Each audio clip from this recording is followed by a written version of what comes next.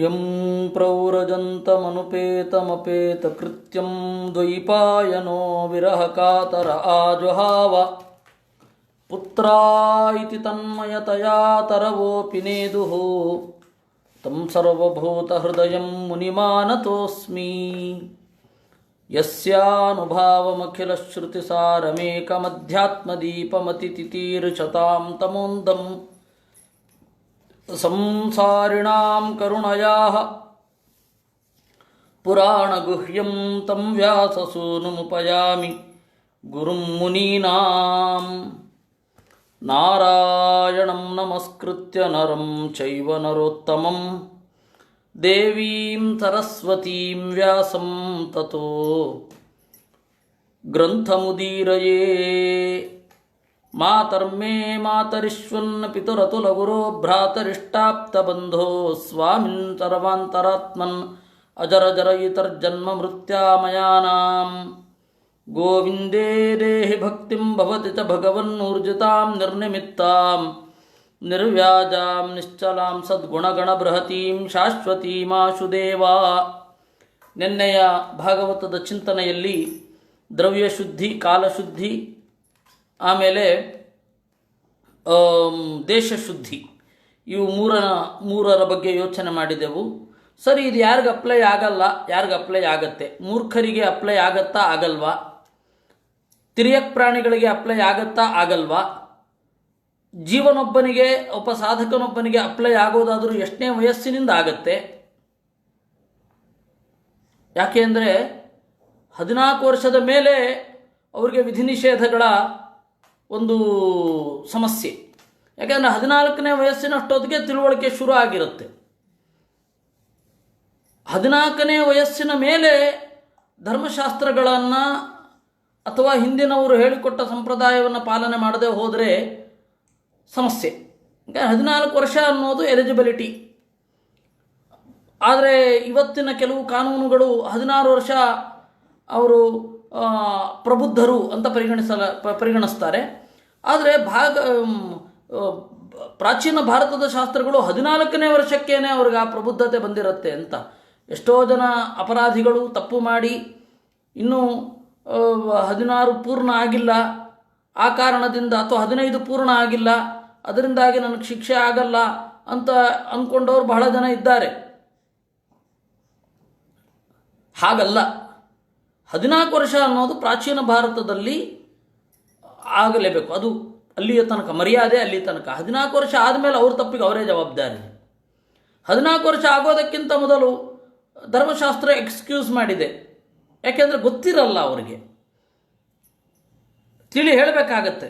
ಅದಾದಮೇಲೂ ತಿಳಿ ಹೇಳ್ತಾನೆ ಇರಬೇಕಾಗತ್ತೆ. ಮತ್ತು ಯಾವಾಗ ಅವನ ಪ್ರಜ್ಞೆಯನ್ನು ವಿಕಾಸ ಮಾಡಬೇಕು ಅಂತ ಹೇಳಿ ದೇವ್ರಿಗೆ ಬಿಟ್ಟದ್ದು. ಸಾಮಾನ್ಯ ಒಂದು ನಿಯಮ, 14 ವರ್ಷ ಆದಮೇಲೆ ಅವನು ಧರ್ಮಶಾಸ್ತ್ರದ ಕಟ್ಟುಪಾಡುಗಳಿಗೆ ಒಳಗಾಗ್ತಾನೆ. ಅಂದರೆ ಮಾಡದೆ ಹೋದರೆ ದೋಷ ಬರುತ್ತೆ ಅವನಿಗೆ. ಇಲ್ಲ ಅಂತ ಹೇಳಿದ್ರೆ ಬರೋಲ್ಲ. ಇನ್ನು ಮೂರ್ಖರಿಗೆ, ಜೀವನ ಪರ್ಯಂತ ಮೂರ್ಖರಾಗಿರ್ತಾರೆ, ಅವ್ರಿಗೇನು ಮಾಡೋದು? ಅವರಿಗೆ ಅಜ್ಞಾನ ಅನ್ನೋದೇ ದೋಷ.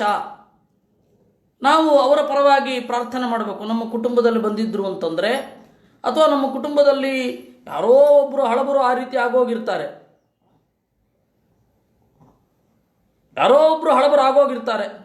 ಅಂಥವರು ಏನು ಮಾಡಬೇಕು? ಅವರಿಗೆ ನಾವು ಪ್ರಾರ್ಥನೆ ಮಾಡಬೇಕು ಅಷ್ಟೇ. ಮುಂದಿನ ಜನ್ಮದಲ್ಲಿ ಒಳ್ಳೆಯ ಹಾದಿ ಸಿಗಲಿ ಅಂತ. ಇಲ್ಲಿ ಭೂಷಣ್ ಕವಿಯವರ ಯುಕ್ತ ಪ್ರಶ್ನೆ, ಏಕಾದಶಿಯನ್ನು 8 ವಯಸ್ಸಿನಿಂದ ಪ್ರಾರಂಭ ಮಾಡಬೇಕು ಅಂತಾರೆ. ಹೌದು, ಶಕ್ತಿ ಇರುತ್ತೆ ಅಂತ. ಅವನಿಗೆ ಪೂರ್ತಿ ಗೊತ್ತಾಗತ್ತೆ ಅಂತಲ್ಲ. ಮತ್ತು ಕೆಲವೊಂದೆಲ್ಲ ನಿಯಮಗಳು, ಏಕಾದಶಿ ಅಂಥದ್ದು, ಸಂಧ್ಯಾ ವಂದನೆ ಅಂಥದ್ದು ಮಾಡಬೇಕು ಅಂತಿರುತ್ತೆ. ಅಪ್ಪ ಅಮ್ಮನ ಒತ್ತಾಯಕ್ಕಾಗಿ ಮಾಡ್ತಾ ಇರ್ತಾರೆ. ಆಮೇಲೆ ಕೆಲವೊಮ್ಮೆ ಪರಿಸರದ ಪ್ರಜ್ಞೆಯಿಂದಾಗಿ ಪ್ರೇರಿತರಾಗಿ ಅವರು ಯಾವ ಪರಿಸರದಲ್ಲಿರ್ತಾರೆ ಆ ಪರಿಸರದಲ್ಲಿ ಏಕಾದಶಿ ಮಾಡೋದಾಗಿರುತ್ತೆ. ಏಕಾದಶಿ ಶುರು ಮಾಡ್ತಾರೆ ಅವರು. ಅದರ ಅರ್ಥ ತಿಳಿದು ಮಾಡ್ತಾ ಇದ್ದಾರೆ ಅಂತಲ್ಲ. ಅದರಿಂದ ಫಲ ಶುರು ಆಗೋದು 14 ವರ್ಷ ಆದಮೇಲೆ. ಈ ಹಿನ್ನೆಲೆಯಲ್ಲಿ ಧರ್ಮಶಾಸ್ತ್ರದ ಕಟ್ಟುಪಾಡುಗಳು ಇವೆ ಅಂತಂದರು. ಇನ್ನು ದೇಶಶುದ್ಧಿ, ಕಾಲಶುದ್ಧಿಯ ಬಗ್ಗೆ ನಿನ್ನೆ ವಿಸ್ತಾರವಾಗಿ ನಾವು ಯೋಚನೆ ಮಾಡಿದ್ದೇವೆ. ಅದರಿಂದಾಗಿ ಇಲ್ಲಿ ಬೇಡ. ಇದು ಒಂದು ಮತ್ತೆ ಒತ್ತಿ ಹೇಳಬೇಕು ಅಂತ ಅನ್ನಿಸ್ತು, ನಾನು ಮಾಡಿದೆ. ಇದಕ್ಕೆ ಮಹಾಭಾರತದಲ್ಲಿ ಒಂದು ಕಥೆ ಬರುತ್ತೆ, ಅಣಿಮಾಂಡವ್ಯನ ಕಥೆ. ಅಣಿಮಾಂಡವ್ಯ ಅವನಿಗೆ ಶೂಲಾರೋಪ ಶಿಕ್ಷೆ ಆಯಿತು. ಶೂಲ ಅಂತ ಹೇಳಿದ್ರೆ ಗೊತ್ತಲ್ಲ, ಒಂದು ಚೂಪಾದ ಕಬ್ಬಿಣದ ತುದಿಯನ್ನು ಕೆಳಗಡೆ ತೂರಿಸಿದ್ರೆ ಇಲ್ಲಿ ಮೇಲ್ಗಡೆ ಹಿಂಗೆ ಬರಬೇಕು, ಅದು ಶೂಲಾರೋಪ ಶಿಕ್ಷೆ. ಆ ಶಿಕ್ಷೆ ಆಯಿತು. ಅವನು ಕಾರಣ ಕೇಳಬೇಕು ಅಂತ ಅನ್ನಿಸಿತು ಅಣಿಮಾಂಡವ್ಯರಿಗೆ ಯಮನ ಹತ್ತಿರ. ಆ ಶೂಲ ಮುರಿದೋಯ್ತಂತೆ, ಇಲ್ಲಿ ಒಂದು ಸ್ವಲ್ಪ ಶೂಲ ಇತ್ತು. ಆ ಶೂಲಕ್ಕೆ ಅವನು ಬುಟ್ಟಿನೇ ತಾಕೊಳ್ತಾ ಇದ್ದಂತೆ, ಪರ್ಮನೆಂಟ್ ಬ್ಯಾಗೇಜ್ ಹೋಲ್ಡರ್ ಅದು. ಅದಕ್ಕೆ ಅಣಿ ಅಂತಂದರೆ ಶೂಲದ ತುಂಡು, ಅದು ಇರುವ ಮಾಂಡವ್ಯ ಅಂತ, ಅಣಿ ಮಾಂಡವ್ಯ ಅಂತ. ಅವನು ಯಮನ ಹತ್ರ ಹೋದ, ನನ್ನ ಯಾವ ತಪ್ಪಿಗೆ ಈ ಶಿಕ್ಷೆ ಅಂತ ಕೇಳಿದ. ವಸ್ತುತಃ 2 ತಪ್ಪುಗಳಿತ್ತು. ತಪ್ಪು ನಂಬರ್ 1, ತೀರ ಚಿಕ್ಕಂದಿನಲ್ಲಿ ಪತಂಗಿಕಾನಾಂ ಪೃಷ್ಠೇತು ತ್ವಯೈಷಿಕಾ ಪ್ರವೇಶಿತ ಅಂತ. ಪತಂಗಿಕಾ ಅಂತಂದರೆ ಈ ನೊಣ. ಆ ನೊಣಗಳ ಹಿಂದೆ ಅವನೊಂದು ಕಡ್ಡಿಯನ್ನು ಚುಚ್ಚುತ್ತಾ ಇದ್ದ. ಅದು ಅವನು ಮಾಡಿದ್ದು ತಪ್ಪೆ. ಆವಾಗ 14 ವರ್ಷದ ತನಕ, 14 ವರ್ಷ ಆದಮೇಲೆ ತಪ್ಪುಗಳಿಗೆ ಶಿಕ್ಷೆ ಅಂತ ಅನ್ನೋದು ಬರುತ್ತೆ ಅಂತ ಇರಲಿಲ್ಲ ಅಣಿಮಾಂಡವ್ಯರಿಗಿಂತ ಮೊದಲು. ನೋಡಿ, ಧರ್ಮಶಾಸ್ತ್ರ ಬದಲಾಗತ್ತೆ ಅಂತ ಹೇಳಿದ್ದು ನಾನು ಈ ಕಾರಣಕ್ಕೆ. ಧರ್ಮಶಾಸ್ತ್ರ ಯಾವಾಗಲೂ ಒಂದೇ ರೀತಿಯಾಗಿರಲ್ಲ, ಕಾನೂನು ಒಂದೇ ರೀತಿಯಾಗಿರುತ್ತೇನು. ಸರಿ, ಆಮೇಲೆ ಯಮನ ಹತ್ರ ಶಿಕ್ಷೆ ಆಗಿದ್ದು ಅದಕ್ಕೆ ಅಂತಂದ ಯಮ. ಸುಳ್ಳಲ್ಲ, ಅವನು ಮಾಡಿದ್ದು ಹೌದು, ಶಿಕ್ಷೆ ಅದಕ್ಕಲ್ಲ. ಶಿಕ್ಷೆ ಯಾವುದಕ್ಕಾಗಿದ್ದು? ವಸಿಷ್ಠ ಸಾಮ್ಯಂ ಸಮಭೀಪ್ಸಮಾನಂ ಪ್ರಚ್ಛಾವಯನ್ನಿಚ್ಛಯ ಶಾಪಮಾಪ. ವಸಿಷ್ಠರಿಗೆ ಸಮನಾಗಿ ನಾನು ತಪಸ್ಸು ಮಾಡಬೇಕು ಅಂತ ಅವನ ಯೋಗ್ಯತೆಗೆ ಮೀರಿದ ಆಸೆ ಅದು. ಅದರಿಂದಾಗಿ ಶೂಲದಲ್ಲಿ ಆರೋಪ ಮಾಡಿದ್ದು. ಇವನು ಅದನ್ನು ಹೇಳಲಿಲ್ಲ ಯಮ. ಅದನ್ನು ಹೇಳಿದ್ದಿದ್ರೆ ಹೌದಾ ಅಂತ ಹೇಳಿ ಹೊಟ್ಟೋಗ್ತಾ ಇದ್ದ. ಅವನಿಗೆ ದೇವತೆಗಳಿಗೆ ಶಾಪ ಕೊಡುವಂತೆ ಮಾಡಿ ಅವನ ತಪಸ್ಸಿನ ಬಹುಭಾಗವನ್ನು ಕಸಿಯಬೇಕು ಅಂತ ದೇವತೆಗಳ ಕಾರ್ಯಕ್ಕೆ, ಅಂದರೆ ಕರುಣೆ.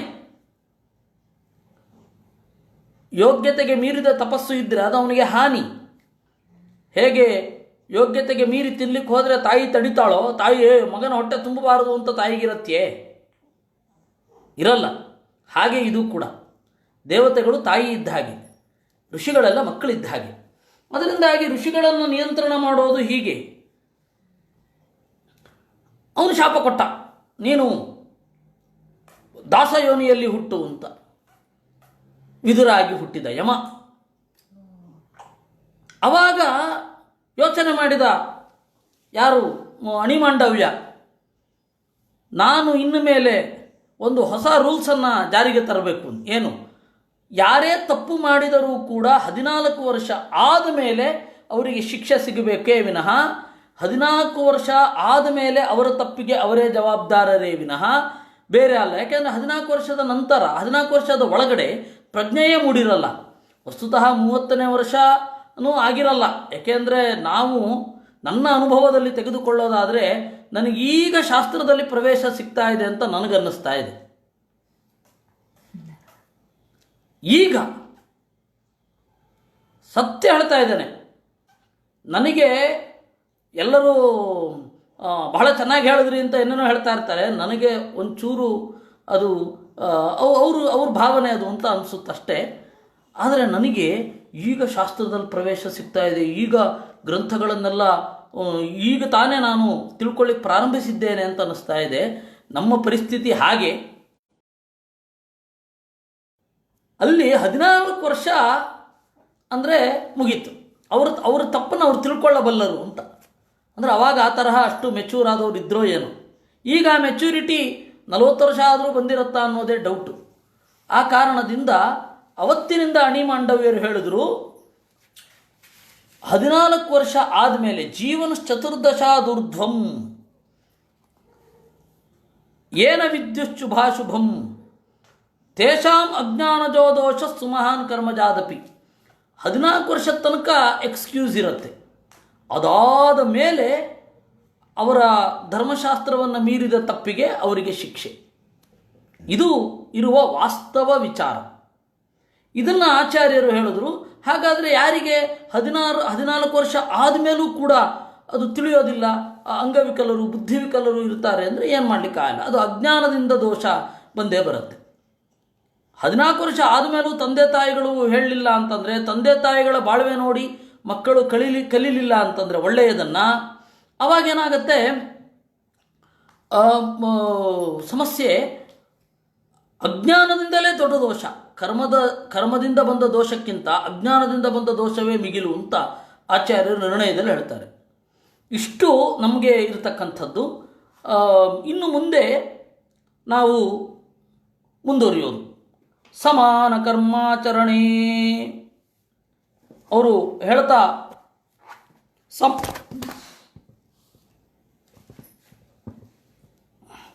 ಸಮಾನ ಕರ್ಮಾಚರಣೆ ಪತಿತಾನಾಂ ನ ಪಾತಕಂ ಔತ್ಪತ್ತಿಕೋ ಗುಣಿಸ್ಸಂಗಃ ನ ಶಯಾನ ಪತತ್ಯಧಃ. ಈ ಶ್ಲೋಕದ ಮೇಲುನೋಟದ ಅಭಿಪ್ರಾಯವನ್ನು ನಾನು ಹೇಳ್ತೇನೆ, ಆಮೇಲೆ ಆಚಾರ್ಯರ ಇಂಟರ್ಪ್ರಿಟೇಷನ್ ಏನು ಅಂತ ನೋಡೋಣ. ಇಲ್ಲಿರೋದು ಹೀಗೆ: ಸಮಾನ ಕರ್ಮಾಚರಣೆ, ಅವರವರಿಗೆ ಯೋಗ್ಯವಾದ ಕರ್ಮವನ್ನು ಮಾಡುವುದರಲ್ಲಿ ಯಾರಿಗೆ ಯೋಗ್ಯತೆ ಇರೋದಿಲ್ಲ ಅವರಿಗೆ ದೋಷ ಇಲ್ಲ. ಯಾಕೆ ಅಂದರೆ ತಿಳ್ಕೊಂಡ್ರೆ ದೋಷ, ತಿಳ್ಕೊಳ್ಳದೆ ಹೋದರೆ ದೋಷ ಇಲ್ಲ. ಏನು ಸ್ಟೇಟ್ಮೆಂಟ್ ಇದು?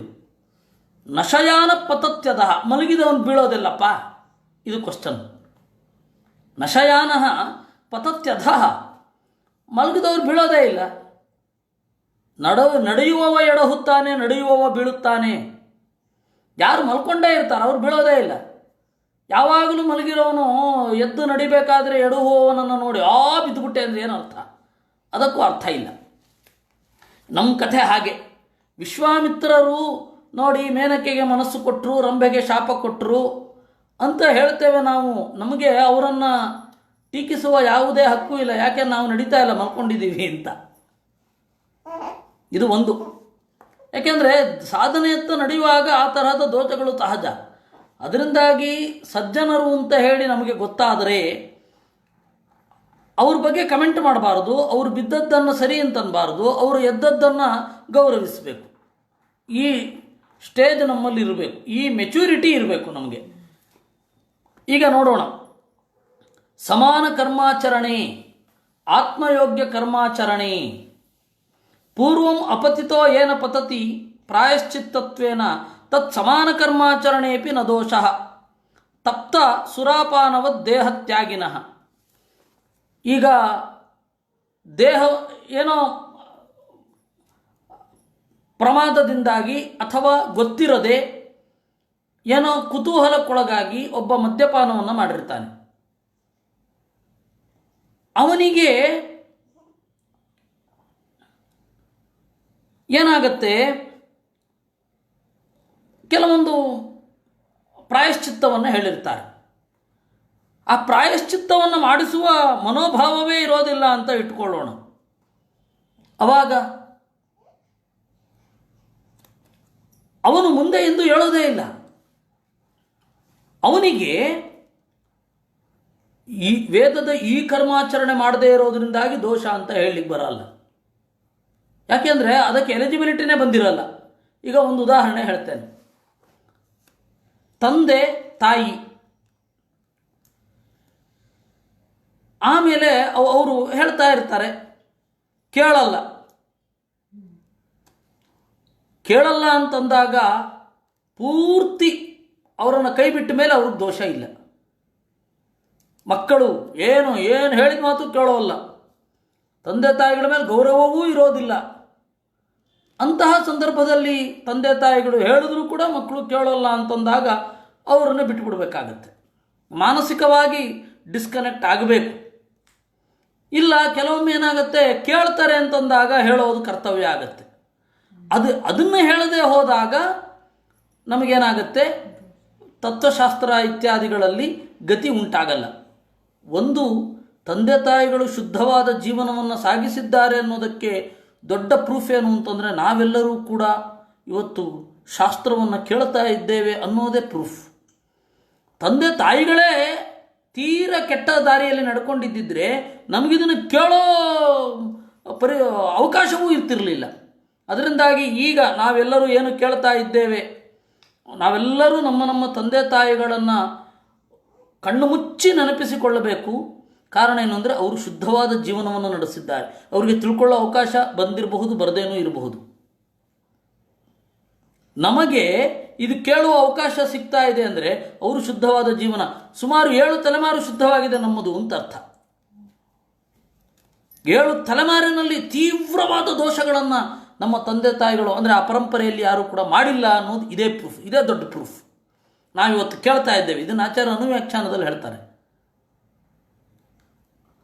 ಅದರಿಂದಾಗಿ ಇಲ್ಲಿ ನೆರೆದಿರುವವರೆಲ್ಲ, ಇದನ್ನು ನಂತರ ಕೇಳುವವರು, ಈಗ ಕೇಳಿದವರು, ಹಿಂದೆ ಈ ಚಿಂತನೆಯನ್ನು ಮಾಡ್ತಾ ಇದ್ದವರು, ಅವರೆಲ್ಲರೂ ಕೂಡ ಅವರವರ ತಂದೆ ತಾಯಿಗಳಿಗೆ ಋಣಿಯಾಗಿರಬೇಕು. ಕಾರಣ ಏನು ಅಂದರೆ ಅವರ ತಂದೆ ತಾಯಿಗಳು ತಪ್ಪಿ ನಡೆದಿದ್ದರೆ, ಅಂದರೆ ಸಣ್ಣ ಪುಟ್ಟ ತಪ್ಪುಗಳಾಗಿರಬಹುದು, ದೊಡ್ಡ ಮಟ್ಟದ ತಪ್ಪು ಮಾಡಿದ್ದಿದ್ರೆ ಕೊಡ್ತಾನೇ ಇರಲಿಲ್ಲ. ಅದರಿಂದಾಗಿ ಪ್ರಾಯಶ್ಚಿತ್ತ ಮಾಡಿಕೊಂಡು, ಕೆಲವೊಬ್ಬರು ಏನೋ ತಪ್ಪಾಗಿರುತ್ತೆ, ಪ್ರಾಯಶ್ಚಿತ್ತ ಮಾಡಿಕೊಂಡು ಮುಂದುವರಿಯದೇ ಇರುತ್ತಿದ್ದರೆ ಅವರಿಗೆ ಆ ಕರ್ಮವನ್ನು ಮಾಡಲ್ಲ ಅನ್ನೋ ದೋಷ ಅಲ್ಲ, ಯಾಕೆಂದರೆ ಅವರು ಎದ್ದೇ ಇಲ್ಲ ಅನ್ನೋದೇ ದೋಷ. ಸಣ್ಣ ಪುಟ್ಟ ತಪ್ಪು ಮಾಡಿದಾಗ ಪ್ರಾಯಶ್ಚಿತ್ತ ಮಾಡಿಕೊಳ್ಳದೆ ದೊಡ್ಡ ದೊಡ್ಡ ತಪ್ಪಿನೆಡೆ ಸಾಗುವವರಿಗೆ ಪ್ರಾಯಶ್ಚಿತ್ತವೇ ಇಲ್ಲ ಅನ್ನೋದು ಇದರ ತಾತ್ಪರ್ಯ. ಯಾಕೆಂದರೆ ಪ್ರಾಯಶ್ಚಿತ್ತಕ್ಕೆ ಎಲಿಜಿಬಿಲಿಟಿಯೇ ಇಲ್ಲ. ಒಬ್ಬನಿಗೆ ಕಾಲೇ ಮೂಡಿಲ್ಲ ಅಂತ ಇಟ್ಕೊಳ್ಳೋಣ, ಒಬ್ಬನಿಗೆ ಕಾಲೇ ಮೂಡಿಲ್ಲ, ನಡೆದಾಗ ಎಡವಿ ಬಿದ್ದದ್ದು ದೋಷವೇ ಆಗೋಲ್ಲ, ಎಡವಿ ಬೀಳೋದೇ ಇಲ್ಲ, ನಡೆಯೋ ಪ್ರಸಕ್ತಿಯೇ ಇಲ್ಲ. ಮಗು ತಾಯಿಯ ಹಾಲಿನಿಂದ ಪುಷ್ಟವಾಗಿ ನಡೆಯುತ್ತೆ, ನಡಿಬೇಕಾದ್ರೆ ಕಾಲು ಬಂದಿರುತ್ತೆ, ಶಕ್ತಿ ಇರಲ್ಲ, ಕೆಳಗಡೆ ಬೀಳುತ್ತೆ, ಆಮೇಲೆ ಮತ್ತೆ ಎದ್ದೇಳುತ್ತೆ, ಮತ್ತೆ ನಡಿಲಿಕ್ಕೆ ಶುರು ಮಾಡುತ್ತೆ, ಕ್ರಮೇಣ ನಡೆದು ಚೆನ್ನಾಗಾಗುತ್ತೆ. ಆವಾಗವಾಗ ಜಾರಿದ್ರು ಕೂಡ ಮತ್ತೆ ಕೂಡಲೇ ಎದ್ದು ಬಿಡ್ತಾನೆ ಅವನೇ. ಇದೇ ರೀತಿ ಇಲ್ಲಿಯೂ ಕೂಡ ಸಣ್ಣ ಪುಟ್ಟ ತಪ್ಪು ಮಾಡಿದಾಗ ಪ್ರಾಯಶ್ಚಿತ್ತಾದಿಗಳಿಂದ ಅವನನ್ನು ಶುದ್ಧಿಗೊಳಿಸದಿದ್ದರೆ, ದೇವರ ನಾಮಸ್ಮರಣೆ ಮೊದಲಾದವುಗಳಿಂದ ಶುದ್ಧಿಗೊಳಿಸದಿದ್ದರೆ, ತಪ್ತಮುದ್ರಾಧಾರಣೆ, ದೇವರ ನಾಮಸ್ಮರಣೆ, ಹೋಮದ ಶೇಷವನ್ನು ಹಚ್ಚಿಕೊಳ್ಳೋದು ಇತ್ಯಾದಿಗಳಿಂದ ಶುದ್ಧಿಯಾಗದಿರುತ್ತಿದ್ದರೆ, ಆಮೇಲೆ ದೊಡ್ಡ ದೊಡ್ಡ ತಪ್ಪುಗಳೆಡೆ ಧಾವಿಸಿ ಅವನು ಮತ್ತೆ ಎಂದೂ ಹೇಳದಂತೆ ಬೀಳ್ತಾನಲ್ಲ, ಅವಾಗ ವೇದದಲ್ಲಿ ಹೇಳತಕ್ಕಂಥ ಕರ್ಮಗಳೆಲ್ಲ ಅವನಿಗೆ ಅನ್ವಯ ಆಗೋದೇನು? ಈ ಉಪಾಸನೆ ಮಾಡಲಿಲ್ಲ ಅದರಿಂದ ದೋಷ ಬರುತ್ತೆ ಅಂತ ಹೇಳೋದೇನು? ಅಜ್ಞಾನವೇ ದೊಡ್ಡ ದೋಷ. ಇದು ಇಂಟೆನ್ಷನ್. ಅದನ್ನು ಹೇಳಿದ್ದು ತಥಾ ಶಯಾನ ನಪತತಿ ಲಶುನ ಭಕ್ಷಣಾದಿಭಿ ಬ್ರಾಹ್ಮಣಾದಿ ಪಾತಕೈ. ಚಿಕ್ಕ ಚಿಕ್ಕ ದೋಷಗಳಿಂದ ಹಿಡಿದು, ಅಂದರೆ ಔಷಧಕ್ಕಾಗಿ ಅಲ್ಲದೆಯೂ ಚಟದಿಂದ ಸುರಾಪಾನ ಮಾಡೋದು. ಯಾಕೆಂದರೆ ಔಷಧದಲ್ಲೆಲ್ಲ ಸ್ವಲ್ಪ ಆಲ್ಕೋಹಾಲಿಕ್ ಕಂಟೆಂಟ್ ಇರುತ್ತೆ ಅಂತ ಎಲ್ಲರಿಗೂ ಗೊತ್ತು. ಅದು ಅತ್ಯಂತ ಪ್ರಾಚೀನ ಧರ್ಮಶಾಸ್ತ್ರ ಸಂಹಿತೆ ಕೂಡ. ಅದು ಔಷಧಾರ್ಥೆ ಸುರಾಪೇಯ ಅಂತ, ಪ್ರತ್ಯಕ್ಷವಾಗಿ ಅಲ್ಲ, ಅಪ್ರತ್ಯಕ್ಷವಾಗಿ. ಏಕೆಂದರೆ ಸುರೆಯನ್ನು ಕೊಳಿಸುವ ಹಾಗೆ ಆಯುರ್ವೇದದ ಕೆಲವೊಂದು ರಸಗಳನ್ನು ಕೊಳಸಿ ಇಟ್ಟಿರ್ತಾರೆ. ಕೃಷ್ಣ ಹೇಳೋದು ಯಾತಯಾಮಂ ಗತರಥಂ ಅಂತ, ಅದೆಲ್ಲವೂ ಅಲ್ಲಿರುತ್ತೆ. ತಾಮಸಾಹಾರದ ಲಕ್ಷಣವನ್ನು ಏನು ಹೇಳಿದ್ದಾನೆ ಕೃಷ್ಣ, ಅದೆಲ್ಲವೂ ಆಯುರ್ವೇದದಲ್ಲಿಯೂ ಇರುತ್ತೆ. ಕ್ಷಮ್ಯ ಯಾಕೆ ಅಂದರೆ ಔಷಧಿ ಆದ್ದರಿಂದ.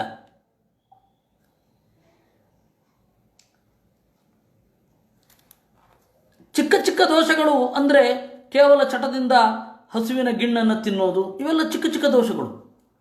ಮಗುವಿಗೆ ಹಾಲು ಬೇಕು, ಕರುವಿಗೆ ಹಾಲು ಬೇಕು, ಅದಕ್ಕಾಗಿ ಕರು ಸ್ವಲ್ಪ ಬೆಳೆಯೋ ತನಕ ಅತೃಣಾದ ಹುಲ್ಲು ತಿನ್ನೋದಕ್ಕೆ ಶಕ್ತಿ ಬರೋ ತನಕ ಆ ಹಸುವಿನ ಹಾಲನ್ನು ಕರಿಬಾರದು, ಕರುವಿಗೆ ಬಿಡಬೇಕು. ಇಲ್ಲ ಅಂತಂದರೆ ಅದು ಅಪರಾಧ ನಾವು ಮಾಡೋದು. ಅಂತಹ ಸಂದರ್ಭದಲ್ಲಿ ವತ್ಸಂ ಜಾತಮಾಹು ಅತೃಣಾದ ಇತಿ ಅಂತ, ಹುಟ್ಟಿದ ಮಗುವನ್ನು ಕರುವನ್ನು ಅತೃಣಾದ ಅಂತ ಕರೀತಾರೆ, ಹುಲ್ಲು ತಿನ್ನೋಲ್ಲ ಅದು. ಇದೆಲ್ಲ ಸಣ್ಣ ದೋಷ. ಅದಕ್ಕೆ ಇನ್ನು ಮುಂದೆ ನಾನು ಹೀಗೆ ಮಾಡೋದಿಲ್ಲ ಅಂತ ಹೇಳಿ ಹಸುವನ್ನು ವಿಶೇಷವಾಗಿ ಸೇವೆ ಮಾಡಿ ಶುದ್ಧ ಆಗೋದು. ಇದು ಈ ಸಣ್ಣ ಸಣ್ಣ ದೋಷ ಮಾಡದೆ, ಈ ಸಣ್ಣ ಸಣ್ಣ ದೋಷಗಳಿಗೆ ಪ್ರಾಯಶ್ಚಿತ್ತ ಮಾಡಿಕೊಳ್ಳದೆ ಪೂರ್ಣ ಪತಿತ ಆದ ಮೇಲೆ ವೇದೋಕ್ತ ಕರ್ಮಗಳಲ್ಲಿ ಬೇಸಿಕ್ ಅಧಿಕಾರವೇ ಇರಲ್ಲ. ಏನು ಮಾಡೋದು ಅವಾಗ? ಅದನ್ನು ನಿರೂಪಣೆ ಮಾಡಿದ್ರು. ತಥಾ ಶಯಾನಃ ನ ಪತತಿ ಲಶುಣಭಕ್ಷಣಾದಿಭಿಃ ಬ್ರಾಹ್ಮಣಾದಿಪಾತಕೈಃ ಔತ್ಪತ್ತಿಕೋ ಯತಸ್ತಸ್ಯ ತಾದೃಶೋ ಗುಣಸಂಗಃ. ಅದರಿಂದ ಸಹಜವಾಗಿ ಒಬ್ಬನಿಗೆ ಯೋಗ್ಯತೆ ಇದ್ದರೆ ದೋಷ ಆದ ಮೇಲೆ ದೋಷಕ್ಕೆ ಪ್ರಾಯಶ್ಚಿತ್ತ ಅನ್ನುವ ಗುಣ ಬಂದೇ ಬರುತ್ತೆ. ಅತಃ ಸ್ವಯೋಗ್ಯ ಏವ ಕರ್ಮಣಿ ಪತತಿ. ತನಗೆ ಯೋಗ್ಯವಲ್ಲದ ಕರ್ಮವನ್ನು ಮಾಡಿದ್ರೆ ಬೀಳ್ತಾನೆ. ತನಗೆ ಯೋಗ್ಯವಾದ ಕರ್ಮ ಯಾವುದು ನೋಡ್ಕೊಳ್ಬೇಕಾಗತ್ತೆ. ತನಗೆ ಯೋಗ್ಯವಾದ ಕರ್ಮ ಯಾವುದು? ಪರಮಾತ್ಮನ ಅರಿವನ್ನು ಪಡುವುದು ಎಲ್ಲರಿಗೂ ಇರುವಂತಹ ನಿಯಮ. ಎಲ್ಲರಿಗೂ ಪರಮಾತ್ಮನ ಚಿಂತನೆ, ಮಹಾಭಾರತ ರಾಮಾಯಣಾದಿಗಳಲ್ಲಿ ಅಧಿಕಾರ, ಇದು ಎಲ್ಲರಿಗೂ ಇರತಕ್ಕಂಥದ್ದು. ಇಂಥವ್ರಿಗಿಲ್ಲ ಅಂತಿಲ್ಲ. ಇನ್ನು ಉಳಿದ ಕರ್ಮಗಳೆಲ್ಲ ಯಾರಿಗೆ ಹೇಳಿದ್ದಾರೆ ಅವ್ರು ಮಾಡೋದು, ಯಾರು ಮಾಡಿಸು ಅಂತ ಹೇಳಿರ್ತಾರೆ ಅವ್ರು ಮಾಡಿಸ್ಬೇಕು, ಮಾತ್ರ ಮಾಡಬಾರದು. ಈ ತರಹದ ನಿಯಮಗಳು ಶಾಸ್ತ್ರದಲ್ಲಿ ಇರುತ್ತವೆ. ಅದಕ್ಕೆ ನಿರೂಪಣೆ ಮಾಡಿದ್ದು. ಅತಃ ಸ್ವಯೋಗ್ಯೇವ ಕರ್ಮಣಿ ಪತತಿ. ಯಾರು ಬೀಳ್ತಾರೆ ಅವರು ಸಾಮಾನ್ಯವಾಗಿ ತಮಗೆ ಅಯೋಗ್ಯವಾದ ಕರ್ಮದಲ್ಲಿ ಬಿದ್ದಿರ್ತಾರೆ. ತ್ರೈವರ್ಣಿಕಾ ಸಂಚರಂತಹ ವೇದಕರ್ಮ ಪ್ರವರ್ತನಾತ್ ಶಯಾನೋ ದುಷ್ಟ ಉದ್ದಿಷ್ಟೋ ವೇದಕರ್ಮ ಪ್ರವೇಚನಾತ್. ವೇದದಲ್ಲಿ ಹೇಳಿದ ಕರ್ಮಗಳನ್ನು ತಮಗೆ ಯೋಗ್ಯವಾದದ್ದನ್ನು ಅವರವರು ಮಾಡ್ತಾರೆ ಅಂದರೆ ಅವರು ನಡೆದಾಡ್ತಾ ಇದ್ದಾರೆ ಅಂತ ಅರ್ಥ. ಹಾಗೆ ಇಲ್ಲ ಅಂದರೆ ಅವನು ನಡೆದಾಡ್ತಾ ಇಲ್ಲ, ಕೆಳಗಡೆ ಬಿದ್ದಿದ್ದಾನೆ ಅಂತ ಅರ್ಥ. ನತಸ್ಯ ಭಕ್ಷಜೋ ದೋಷಃ ಶುಶ್ರೂಷಾಯಾಂ ಪ್ರವರ್ತತಃ ಯಥಾ ಸುವರ್ಣಸ್ಯ ಮಲಂ ಶುಕ್ಲಂ ತಾಮ್ರಸ್ಯ ನೈವ ತತ್. ಅವನಿಗೆ ಬೇಸಿಕ್ಕು, ಯಾರಿಗೆ ಈ ದೇವರನ್ನು ತಿಳಿದುಕೊಳ್ಳೋದೇ ಇಲ್ಲ, ದೇವರನ್ನು ತಿಳ್ಕೊಳ್ಳಿಕ್ಕೆ ಹೋಗೋದಿಲ್ಲ, ಅವನಿಗೆ ಭೀಕರವಾದ ಅನ್ನವನ್ನು ಉಣ್ಣೋದರಿಂದ ದೋಷವೇ ಇಲ್ಲ. ಯಾಕೆಂದರೆ ತಾಮಸವಾದ ಅನ್ನವನ್ನು ಉಣ್ಣದೇ ಇರುವುದು ಯಾಕೆ? ದೇವರನ್ನು ನೆನಪಿಸಿಕೊಳ್ಳಿಕ್ಕೆ ಸಹಾಯ ಆಗಬೇಕು ಅಂತ. ದೇವರನ್ನು ನೆನಪಿಸಿಕೊಳ್ಳಿಕ್ಕೆ ಸಹಾಯ ಆಗಲ್ಲ ಅಂದರೆ ಕೇವಲ ನಿಯಮಗಳನ್ನು ತಗೊಂಡು ಅವನೇನು ಮಾಡ್ತಾನೆ? ಕಾನೂನೇನೂ ಇಲ್ಲ. ತೀರಾ ತಾಮಸವಾದ ಪದಾರ್ಥವನ್ನು ತಿನ್ನಬಾರದು, ತೀರಾ ಖಾರ ತಿನ್ನಬೇಡಿ, ಜೀರ್ಣವಾಗದ ಮೈದಾ ಹಿಟ್ಟಿನಿಂದ ಮಾಡಿದ ಪದಾರ್ಥವನ್ನು ತಿನ್ನಬೇಡಿ, ಯಾವುದು ಮಲಬಂಧ ಆಗತ್ತೋ ಅಂತಹ ಆಹಾರವನ್ನು ತಿನ್ನಬೇಡಿ, ಕಾನ್ಸ್ಟಿಪೇಷನ್ಗೆ ಕಾರಣವಾದ ಆಹಾರವನ್ನು ತಿನ್ನಬೇಡಿ, ವಾತಪ್ರಧಾನವಾದ ಅವರೇ ಮೊದಲಾದವುಗಳನ್ನು ತೀವ್ರವಾಗಿ ತಿನ್ನಬೇಡಿ, ಬುದ್ಧಿಮಾಂದ್ಯಕ್ಕೆ ಕಾರಣವಾದ ಉದ್ದನ್ನು ತೀವ್ರವಾಗಿ ತಿನ್ನಬೇಡಿ, ಗಡಾದ್ದು ನಿದ್ರೆ ಮಾತ್ರ ಮಾಡಲಿಕ್ಕಾಗೋದು. ಈ ತರಹ ಶಾಸ್ತ್ರ ಯಾರಿಗೆ? ದೇವರನ್ನು ಕುರಿತು ತೆರಳುವವನಿಗೆ ಈ ಶಾಸ್ತ್ರ. ಯಾರು ದೇವರನ್ನು ಕುರಿತು ತೆರಳಲ್ಲ, ಈ ಕ್ರಿಯೆಯನ್ನು ಸುಮ್ಮನೆ ಮಾಡೋದೇನು? ಇವಾಗ ಮಡಿ ಮಾಡೋದು ಯಾಕೆ? ದೇವರಲ್ಲಿ ಐಡಿಯಾ ಬರಲಿ ಅಂತ, ದೇವರಲ್ಲಿ ಪ್ರಜ್ಞೆ ಬರಲಿ. ನಾವು ಅದನ್ನು ಮಾಡಲ್ಲಪ್ಪ, ನಾವು ಕಟ್ಟುನಿಟ್ಟಾಗಿ ಇದನ್ನು ಮಾತ್ರ ಮಾಡುತ್ತೇವೆ ಅಂದರೆ ಅವರು ಸಜ್ಜನರಾಗಿದ್ದರೆ ಮುಂದೆ ಅವ್ರಿಗದು ಸಿಗತ್ತೆ, ಮುಂದೆ ಆ ಜ್ಞಾನ ಸಿಗತ್ತೆ, ಎಲ್ಲೂ ಹೋಗಲ್ಲ, ಅವ್ರು ಮಾಡಿದ್ದು ಎಲ್ಲೂ ಹೋಗಲ್ಲ. ಆದರೆ ಪ್ರಧಾನ ಪ್ರಯೋಜನ ಏನು ಅನ್ನೋದು ಗೊತ್ತಿರಬೇಕು ಅಷ್ಟೇ. ಗೊತ್ತಿರಲ್ಲ, ಚಿಕ್ಕಂದಿನಿಂದ ಅದನ್ನು ಮಾಡ್ಕೊಂಡು ಬಂದುಬಿಟ್ಟಿರ್ತಾರೆ. ಅವ್ರದ್ದು ತಪ್ಪಂತ ನಾನು ಹೇಳ್ತಾ ಇಲ್ಲ, ಮುಂದೆ ಅದು ಸಿಗತ್ತೆ. ಆದರೆ ಗುರಿ ಯಾವುದು ಅಂತ ಗೊತ್ತಿರಬೇಕು, ದಾರಿಯನ್ನು ಹಿಡಿಬೇಕಾದ್ರೆ ಗುರಿ ಗೊತ್ತಿರಬೇಕು. ಅದರಿಂದ ಶಯಾನೋ ನಪತತ್ಯಧ ಅದನ್ನೇ ಹೇಳಿದ್ದು. ಯಥಾ ಸುವರ್ಣಸ್ಯ ಮಲಂ ಶುಕ್ಲಂ ತಾಮ್ರಸ್ಯ ನೈವ ತತ್. ಬಂಗಾರಕ್ಕೆ ಯಾವುದು ಕೊಳೆಯೋ ಅದು ತಾಮ್ರಕ್ಕಲ್ಲ. ಬಂಗಾರ ಅನ್ನೋದು ಬಿಳಿಯಾದರೆ ಅದು ದೋಷ, ತಾಮ್ರ ಅನ್ನೋದು ಬಿಳಿಯಾದರೆ ದೋಷ ಅಲ್ಲ, ಬಿಳಿಯಾದರೆ ಅದು ಕರೆಕ್ಟ್. ಅದು ಹಾಗಿರುತ್ತೆ. ಇವಾಗ ಬಂಗಾರ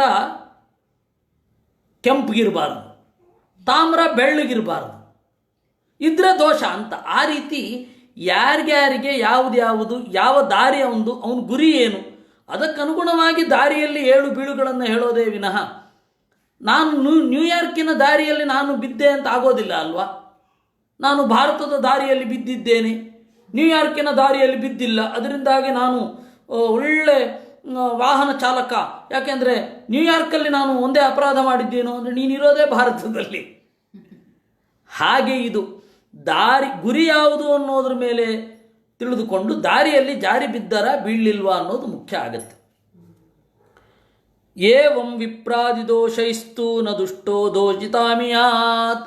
ಏವಂ ವಿಪ್ರಾದಿದೋಷೈಸ್ತು, ಬ್ರಾಹ್ಮಣನೊಬ್ಬನ ದೋಷ ಏನಿದೆ ಅದು ಕ್ಷತ್ರಿಯನ ದೋಷ ಆಗುವಲ್ಲ. ಈ ರೀತಿ ತಿಳಿಯತಕ್ಕದ್ದು. ಬ್ರಾಹ್ಮಣರ ದೋಷ ಬ್ರಾಹ್ಮಣರಿಗೆ ಮಾತ್ರ ದೋಷ, ಕ್ಷತ್ರಿಯರ ದೋಷ ಕ್ಷತ್ರಿಯರಿಗೆ ಮಾತ್ರ ದೋಷ. ಅಂದರೆ ಆ ದಾರಿಯನ್ನು ಹಿಡಿದವರು, ದೇವರನ್ನು ತಿಳ್ಕೊಳ್ಬೇಕು ಅನ್ನುವ ದಾರಿಯನ್ನು ಹಿಡಿದವರು, ಅವ್ರ ಕರ್ತವ್ಯಗಳೇನೇನಿದೆ ಅದನ್ನು ಮಾಡದೆ ಹೋದರೆ ಆ ದೋಷ ಬರುತ್ತೆ. ಕ್ಷತ್ರಿಯ ರಾಜ್ಯಪಾಲನೆ ಮಾಡಲಿಲ್ಲ ಅಂದರೆ ದೋಷ ಬರುತ್ತೆ, ಬ್ರಾಹ್ಮಣ ರಾಜ್ಯಪಾಲನೆ ಮಾಡಲಿಲ್ಲ ಅಂದರೆ ದೋಷ ಬರಲ್ಲ. ಬ್ರಾಹ್ಮಣ ಅಧ್ಯಯನ ಮಾಡಲಿಲ್ಲ ಅಂದರೆ ದೋಷ ಬರುತ್ತೆ. ಆದರೆ ಎಲ್ಲರಿಗೂ ದೇವರನ್ನು ತಿಳ್ಕೊಳ್ಳೋದು ಕಾಮನ್, ಅದು ಮಾತ್ರ ತಪ್ಪಿಸ್ಕೊಳ್ಳಿಕ್ಕಿಲ್ಲ. ಎಂಥವರಿಗೂ ಕಾಮನ್. ಬ್ರಾಹ್ಮಣ ಆಗಿರ್ಬೋದು, ಕ್ಷತ್ರಿಯ ಆಗಿರ್ಬೋದು, ವೈಶ್ಯ ಆಗಿರ್ಬೋದು, ಶೂದ್ರ ಆಗಿರ್ಬೋದು, ಎಲ್ಲರಿಗೂ ದೇವರನ್ನು ತಿಳ್ಕೊಳ್ಳೋದು ಕಾಮನ್. ದೇವರನ್ನು ತಿಳ್ಕೊಳ್ಳೇಬೇಕು. ಯಾಕೆಂದರೆ ತಿಳ್ಕೊಳ್ಳುವ ಅವಕಾಶ ದೇವರು ಕೊಟ್ಟಿದ್ದಾನೆ ಅಂದರೆ ಅವರಿಗೆ ಯೋಗ್ಯವಾದ ದಾರಿಯಲ್ಲಿ ತಿಳ್ಕೊಳ್ಳೇಬೇಕು. ತಿಳ್ಕೊಳ್ಳುವ ದಾರಿಯಲ್ಲಿ ಏನೇನು ದೋಷ ಇದೆ, ಆ ದೋಷ ತಿಳಿದುಕೊಳ್ಳಲಾರದೇ ಇರುವವರಿಗೆ ಅದು ಅನ್ವಯ ಆಗಲ್ಲ. ಲಕ್ಷ್ಮೀ ಪೂಜೆ ಮಾಡಲಿಲ್ಲ ಅನ್ನೋದು ನಮಗೂ ದೋಷವೇ ವಿನಃ, ಅಂದರೆ ಭಾರತದಲ್ಲಿರುವವರಿಗೆ ದೋಷವೇ ವಿನಃ ಬಿಲ್ಗೇಟ್ಸ್ಗೆ ದೋಷ ಅಲ್ಲ ಅದು. ಅಲ್ಲೊಬ್ಬ ಮಾತಾಳಿ ಸ್ವಾಮಿ ಇದ್ದಾನೆ, ಅವನಿಗೆ ಏನೂ ಗೊತ್ತಿಲ್ಲ. ಅವನು ಹೇಳ್ತಾನೆ ಲಕ್ಷ್ಮೀ ಪೂಜೆ ಮಾಡಿದ್ರೆ ಸಂಪತ್ತು ಬರುತ್ತೆ ಅಂತ ಹೇಳ್ತೀರಾ, ಬಿಲ್ಗೇಟ್ಸು ವಾರೆನ್ ಬಫೆಟ್ ಲಕ್ಷ್ಮೀ ಪೂಜೆ ಮಾಡಿದಾರಾ ಅಂತ. ಲಕ್ಷ್ಮಿ ಅಂದರೆ ಸಂಪತ್ತಿಗೆ ದೇವತೆ ಅಂತ ಹೇಳಿದೆ, ಹೌದು. ಸಂಪತ್ತು ಅಂದರೆ ಯಾವ ಸಂಪತ್ತು? ಆಧ್ಯಾತ್ಮಿಕ ಸಂಪತ್ತಿನಿಂದ ಕೂಡಿದ ಬೌದ್ಧಿಕ ಸಂಪತ್ತನ್ನು ಸಂಪತ್ತು ಅಂತ ಕರೀತಾರೆ, ಬೇರೆ ಅಲ್ಲ. ಆಧ್ಯಾತ್ಮಿಕ ಸಂಪತ್ತು ಈಗಲೂ ಇಲ್ಲ, ಭೌತಿಕ ಸಂಪತ್ತು ಮಾತ್ರ ಇರೋದು. ಲಕ್ಷ್ಮೀ ದೇವಿಯನ್ನು ನಾವು ಪೂಜೆ ಮಾಡುವುದು ಆಧ್ಯಾತ್ಮಿಕ ಸಂಪತ್ತಿನ ಜೊತೆಗೆ ಭೌತಿಕ ಸಂಪತ್ತು ಬೇಕು ಅಂತ. ಕೇವಲ ಭೌತಿಕ ಸಂಪತ್ತು ಬೇಕು ಅಂತ ಹೇಳಿ ನಾವು ಪೂಜೆ ಮಾಡೋದೇ ಅಲ್ಲ. ಅದು ಯಾವುದರಿಂದ ಬೇಕಾದರೂ ಬರುತ್ತೆ. ಅದು ಈ ಬೇಸಿಕ್ ಗೊತ್ತಿಲ್ಲದೇನೆ ದೊಡ್ಡದಾಗಿ ಮಾತನಾಡೋದೇನು, ಅದಕ್ಕೆ ಇಷ್ಟು ಜನ ಕೂತು ಚಪ್ಪಾಳೆ ಹೊಡೆಯೋದೇನು. ಬಿಲ್ಗೇಟ್ಸ್ ಏನ್ರಿ ಲಕ್ಷ್ಮೀ ಮಿತ್ತಲ್ಲು, ಬಿಲ್ಗೇಟ್ಸ್ ಅವರೆಲ್ಲ ಲಕ್ಷ್ಮೀ ಪೂಜೆ ಮಾಡಿದ್ದಾರೇನು? ಎಲ್ಲವೂ ಇವರ ಹುನ್ನಾರ, ಅಯ್ಯೋ ಚಪ್ಪಾಳೆ ಹೊಡೆಯೋದು. ಇದಕ್ಕೆ ನಗಬೇಕು ಅಳಬೇಕು ಅಂತಾರೆ, ಬಿಡಿ ಅವ್ರನ್ನ ಬಿಡಿ. ತಥಾಚ ನಾವಿಲ್ಲಿ ಸ್ಪಷ್ಟ ಹೇಳಿದ್ದಾರೆ, ವಿಪ್ರಾದಿ ದೋಷೈ, ಯಾವುದು ಯಾರ ದೋಷವೋ ಅದು ಅವರಿಗೆ ಮಾತ್ರ ದೋಷ, ಯಾವುದು ಯಾರ ದೋಷ ಅಲ್ವೋ ಅದು ಅವರಿಗೆ ದೋಷ ಆಗೋದಿಲ್ಲ. ವೇದಾಧ್ಯಯನ ಮಾಡದೇ ಇರೋದು, ಉಪಕರ್ಮ ಮಾಡ್ಕೊಳ್ಳದೇ ಇರೋದು, ಇವೆಲ್ಲ ವಿದೇಶಿಯರಿಗೆ ದೋಷ ಆಗೋಲ್ಲ. ಆ ಕಾರಣದಿಂದ ಸ್ಫುಟವಾದ ತಿಳುವಳಿಕೆ ಇರಬೇಕು. ಮಲಂ ತು ತಸ್ಯಾಪಿ ಮಲಂ ಯಥೈವಂ ಚತುರ್ಥ ಜನ್ಮನಃ ಸ್ವಧರ್ಮ ಪ್ರತಿರೂಪಸ್ಯ ಚರಣಂ ದೋಚದಂ ಮತಂ ಇತಿ ಸಮಯಾಚಾರೇ. ತನ್ನ ಧರ್ಮಕ್ಕೆ ವಿರುದ್ಧವಾಗಿ ನಡೆಯೋದೇನಿದೆ ಅದು ದೋಷ. ತನ್ನ ಧರ್ಮ ಯಾವುದು? ಸ್ವವಿಹಿತ ವೃತ್ಯ ಭಕ್ತ್ಯ ಭಗವದಾರಾಧನಮೇವ ಪರಮೋ ಧರ್ಮ. ತನಗೆ ಯೋಗ್ಯವಾದ ಹೊರಗಡೆಯ ಬದುಕಿನ ಜೊತೆಗೆ ಒಳಗಡೆ ದೇವರನ್ನು ತಿಳಿದುಕೊಳ್ಳೋದೇ ನಿಜವಾದ ಧರ್ಮ. ಆ ಧರ್ಮಕ್ಕೆ ವಿರುದ್ಧವಾಗಿ ನಡಿಬಾರದು. ಒಬ್ಬ ಸಾಧಕನ ಎಚ್ಚರ ಇರಬೇಕು. ಅದು ಅವರವರ ದಾರಿ, ಅವರವರ ವೃತ್ತಿ, ಆ ವೃತ್ತಿ ಅವರಿಗೆ ಯೋಗ್ಯವಾ ಇಲ್ವಾ ಅಂತ ಅದನ್ನು ಬಿಡಬಹುದು. ಇವಾಗ ನಮ್ಮಪ್ಪ ಅಥವಾ ನಮ್ಮ ತಾತ ಯಾವುದೋ ಒಂದು ಅಬದ್ಧವಾದ ವೃತ್ತಿಯನ್ನು ಮಾಡ್ತಾ ಇದ್ದರು. ಕೆಲವೊಂದು ಸರ್ತಿ ಮೊನ್ನೆ ಒಂದು ಘಟನೆ ನಡೀತು. ಒಬ್ಬ ಕ್ಷತ್ರಿಯರು ಸಜ್ಜನರು ಅವರು ಮಾಂಸ ಮಾರುವ ವ್ಯಾಪಾರ ಅವರ ಕುಲಕಸುಬಿನಿಂದ ಬಂದ್ಬಿಟ್ಟಿತ್ತು. ಅವರು ಅದನ್ನು ಬಿಡಬೇಕಾ ಬಿಡಬಾರ್ದಾ? ನಾವು ಕ್ಷತ್ರಿಯರು ಅಂತ ಗೊತ್ತಿದೆ, ಬಿಡಬೇಕಾ ಬಿಡಬಾರ್ದಾ? ಅವರಿಗೆ ಹೇಳಬೇಕಾಯ್ತು, ಇಲ್ಲ, ಇದು ಆಪದ್ಧರ್ಮ. ಆಪದ್ಧರ್ಮದಲ್ಲಿ ನೀವು ಆ ರೀತಿ ಮುಂದುವರೆದಿದ್ದು ಆಪದ್ಧರ್ಮವೇ ಸಹಜವಾದ ಧರ್ಮ ಆಗಬಾರದು. ನಾವು ನೋಡಬೇಕು, ಈ ಧರ್ಮ ಆಪತ್ತಿಗಾಗಿ ಮಾಡಿದ್ದೇ ಇಲ್ವೇ? ಆಪತ್ತಿಗಾಗಿ ಮಾಡಿದ್ದು ಅಂತಂದಾಗ ಅದನ್ನು ಮೀರಿ ನಾವು ನಮ್ಮ ಧರ್ಮದ ಕಡೆಗೆ ಬರಬಹುದು. ಹಾಗೆ ನಿಂದ್ಯವಾದ ಯಾವುದೇ ಧರ್ಮ, ಒಬ್ಬ ಬ್ರಾಹ್ಮಣನ ಒಬ್ಬ ಬ್ರಾಹ್ಮಣ ಒಬ್ಬ ಮದ್ಯದ ವ್ಯಾಪಾರದಲ್ಲಿ ಇರ್ತಾನೆ ಅಂತ ಇಟ್ಕೊಳ್ಳಿ. ಅವನ ಮಗನಿಗೆ ದೈವಯೋಗದಿಂದ ಇಲ್ಲ ಇಲ್ಲ ನಮ್ಮದು ಇದು ಆ ತರಹದ ಆಚಾರ ಅಲ್ಲ ಅಂದಾಗ ಅವರು ಅದರಿಂದ ವಾಪಸ್ ಬರಬಹುದು. ಯಾಕೆಂದರೆ ಅಲ್ಲಿ ದೇವರು ಮುಖ್ಯ ಆಗ್ತಾನೆ, ಕುಲ ಸಂಪ್ರದಾಯ ಅನ್ನೋದು ಮುಖ್ಯ ಆಗಲ್ಲ. ಇದು ನಮಗೆ ದೊರಕೋದು ಹೇಗೆ ಅಂದರೆ ಅದು ಅವನಿಗೆ ಸಂಬಂಧಪಟ್ಟದ್ದು. ಅವನು ಹೊಳೆಯಿಸಿದರೆ ಉಂಟು, ಅವನು ದಾರಿ ತೋರಿಸಿದ್ರು ಉಂಟು, ಅವನು ದಾರಿ ತೋರಿಸದೆ ಹೋದರೆ ದಾರಿ ತಪ್ಪೋದು ಉಂಟು. ಅದರಿಂದ ಇಲ್ಲಿ ಇರೋದು ಹೀಗೆ, ಸ್ವಧರ್ಮ ಪ್ರತಿರೂಪಸ್ಯಾಚರಣಂ ದೋಚದಮ್ಮತಂ. ಇನ್ನೂ ಯಾರೋ ಒಬ್ಬ ಇರ್ತಾನೆ, ಅವನ ತಂದೆ ತಾತ ಅವರೆಲ್ಲರೂ ಕೂಡ ಈ ದಾರಿಯಲ್ಲಿ ಇರಲ್ಲ, ವೇದದ ದಾರಿಯಲ್ಲಿ ಇರಲ್ಲ. ಇವನೇನು ಮಾಡ್ತಾನೆ, ವೇದದ ಬಗ್ಗೆ ಇಂಟ್ರೆಸ್ಟ್ ಬರುತ್ತೆ, ಬೇರೆಯವರ ಚಿಂತನೆಗಳನ್ನೆಲ್ಲ ಕೇಳ್ತಾನೆ. ಅವನಿಗೂ ಕೂಡ ಅಭಕ್ಷ್ಯ ಭಕ್ಷಣದಿಂದ ದೋಷ ಉಂಟು, ತಿನ್ನಬಾರದ್ದನ್ನು ತಿನ್ನೋದ್ರಿಂದ ದೋಷ ಇದೆ. ನಾನೀಗಾಗಲೇ ಮೊದಲೇ ಹೇಳಿದ ಹಾಗೆ ಒಬ್ಬ ದಾರಿ ತಪ್ಪಿರ್ತಾನೆ, ಅವನ ಕುಟುಂಬದಲ್ಲಿ ಯಾವುದೋ ಕಾರಣದಿಂದ ಯಾವುದೋ ವಿಷಮ ಪರಿಸ್ಥಿತಿಯಲ್ಲಿ ದಾರಿ ತಪ್ಪಿರ್ತಾರೆ. ಅವರು ಮಾಡಬಾರದನ್ನೆಲ್ಲ ಮಾಡ್ತಾ ಇರ್ತಾರೆ, ಅನಿವಾರ್ಯ, ಮದ್ಯ ವ್ಯಾಪಾರ ಮಾಡ್ತಾ ಇರ್ತಾರೆ, ಆ ತರಹದ್ದು. ಅವನಿಗೆ ಒಂದು ಫೈನ್ ಡೇ ನಮ್ಮ ಪೂರ್ವಜರು ಹೀಗೆ ಮಾಡ್ತಾ ಇದ್ರು, ಆದರೆ ನನಗೆ ದೇವರ ಬಗ್ಗೆ ಇಂಟ್ರೆಸ್ಟ್ ಇದೆ ಅಂತ ಯಾವಾಗ ಅವೇರ್ನೆಸ್ ಶುರು ಆಗುತ್ತೆ, ಅವನು ಕೂಡ ಆಹಾರ ನಿಯಮಾದಿಗಳನ್ನು ಪಾಲನೆ ಮಾಡಬೇಕು. ಪೇಜಾವರ ಸ್ವಾಮಿಗಳು ಇದನ್ನು ಪ್ರತಿಪಾದನೆ ಮಾಡ್ತಾ ಇದ್ರು. ದೇವರ ದಾರಿ ಅಂತ ಎಲ್ಲರಿಗೂ ನಾವು ಕೊಡಬೇಕು. ಯಾರು ಈ ತರಹ ಬರ್ತಾರೆ ಅವರಿಗೆ ಸಹಪಂಕ್ತಿಯನ್ನು ಕೊಡಬೇಕು ಅಂತ ಅವರು ಪ್ರತಿಪಾದನೆ ಮಾಡ್ತಾ ಇದ್ರು.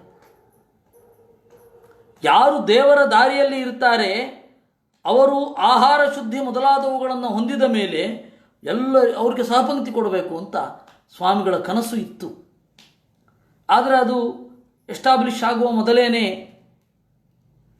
ಅವರು ಈ ಭೂಮಿಯಿಂದ ಕಣ್ಮರೆಯಾದರು. ಕಾರಣ ಏನು ಅಂದರೆ, ಆಚಾರ್ಯರ ತಾತ್ಪರ್ಯ ವಿಷ್ಣುತಂತ್ರ ಅಂತ, ಸಚ್ಛೂದ್ರೌ ಗೋಪನಾಪಿತ ಅಂತ ಹೇಳಿದ್ದಾರೆ.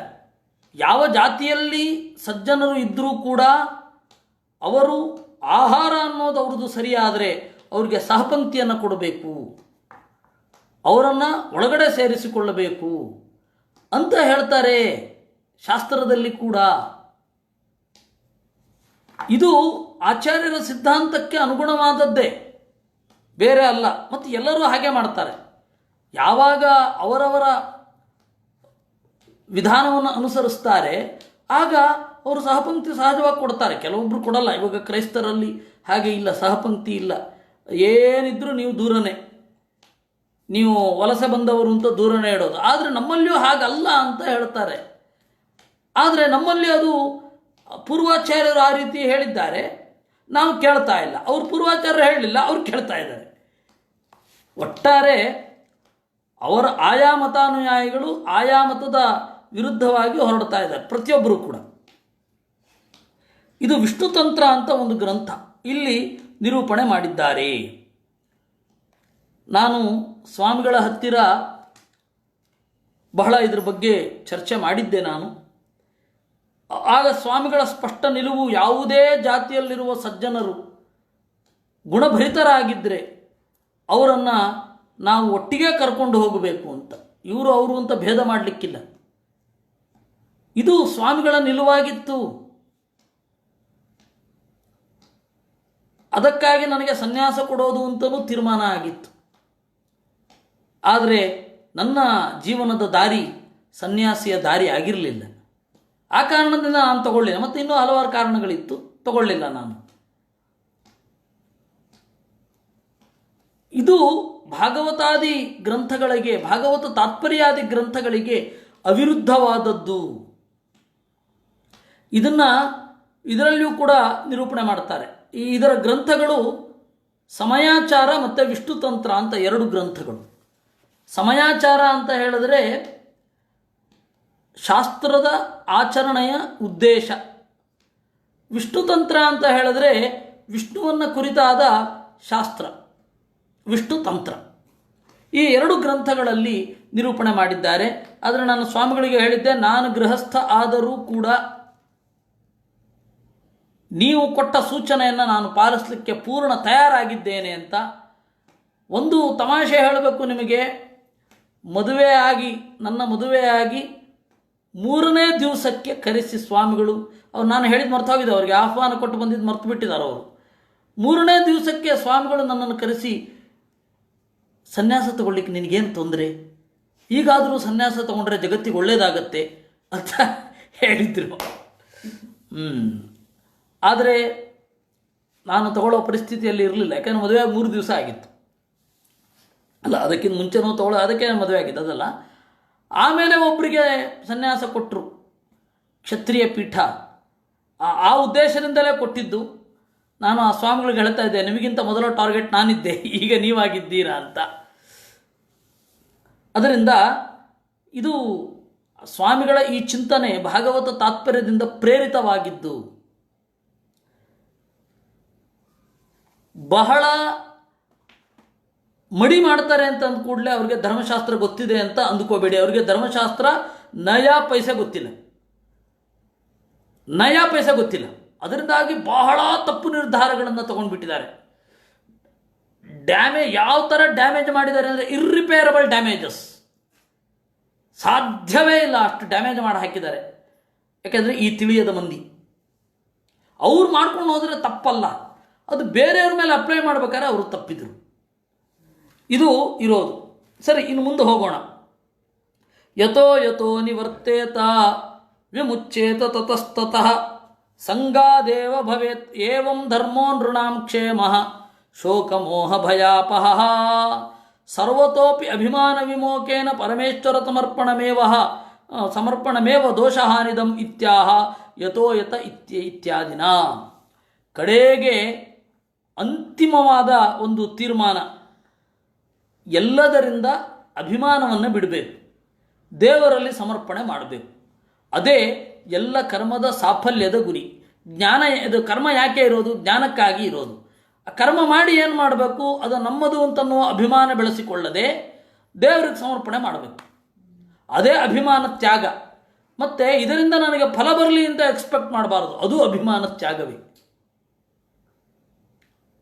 ನಾನು ಶಾಸ್ತ್ರವನ್ನು ಓದ್ತಾ ಇದ್ದೇನೆ, ಆದ್ದರಿಂದಾಗಿ ದೇವ್ರು ನೋಡ್ಕೊಳ್ಬೇಕು ಅಲ್ಲ. ನೋಡಿಕೊಂಡ್ರೆ ಸಂತೋಷ ಪಡಿ, ದೇವ್ರು ನೋಡ್ಕೋತಾನೆ, ಬೇರೆ ಖಂಡಿತ ನೋಡ್ಕೋತಾನೆ. ಆದರೆ ಮಾಡಿಲ್ಲ ಇನ್ನೂ ದೇವರು ಅನ್ಬಾರದು. ಏನು ಮಾರ್ರೆ, ನೀವು ಹೇಳಿದಾಗೆಲ್ಲ ಮಾಡಿದ್ವಿ, ಆಗಲೇ ಇಲ್ಲ ನನಗೆ ಅಂತ ಒಬ್ಬರ ಮೇಲೆ ಆಕ್ಷೇಪ ಮಾಡಬಾರದು.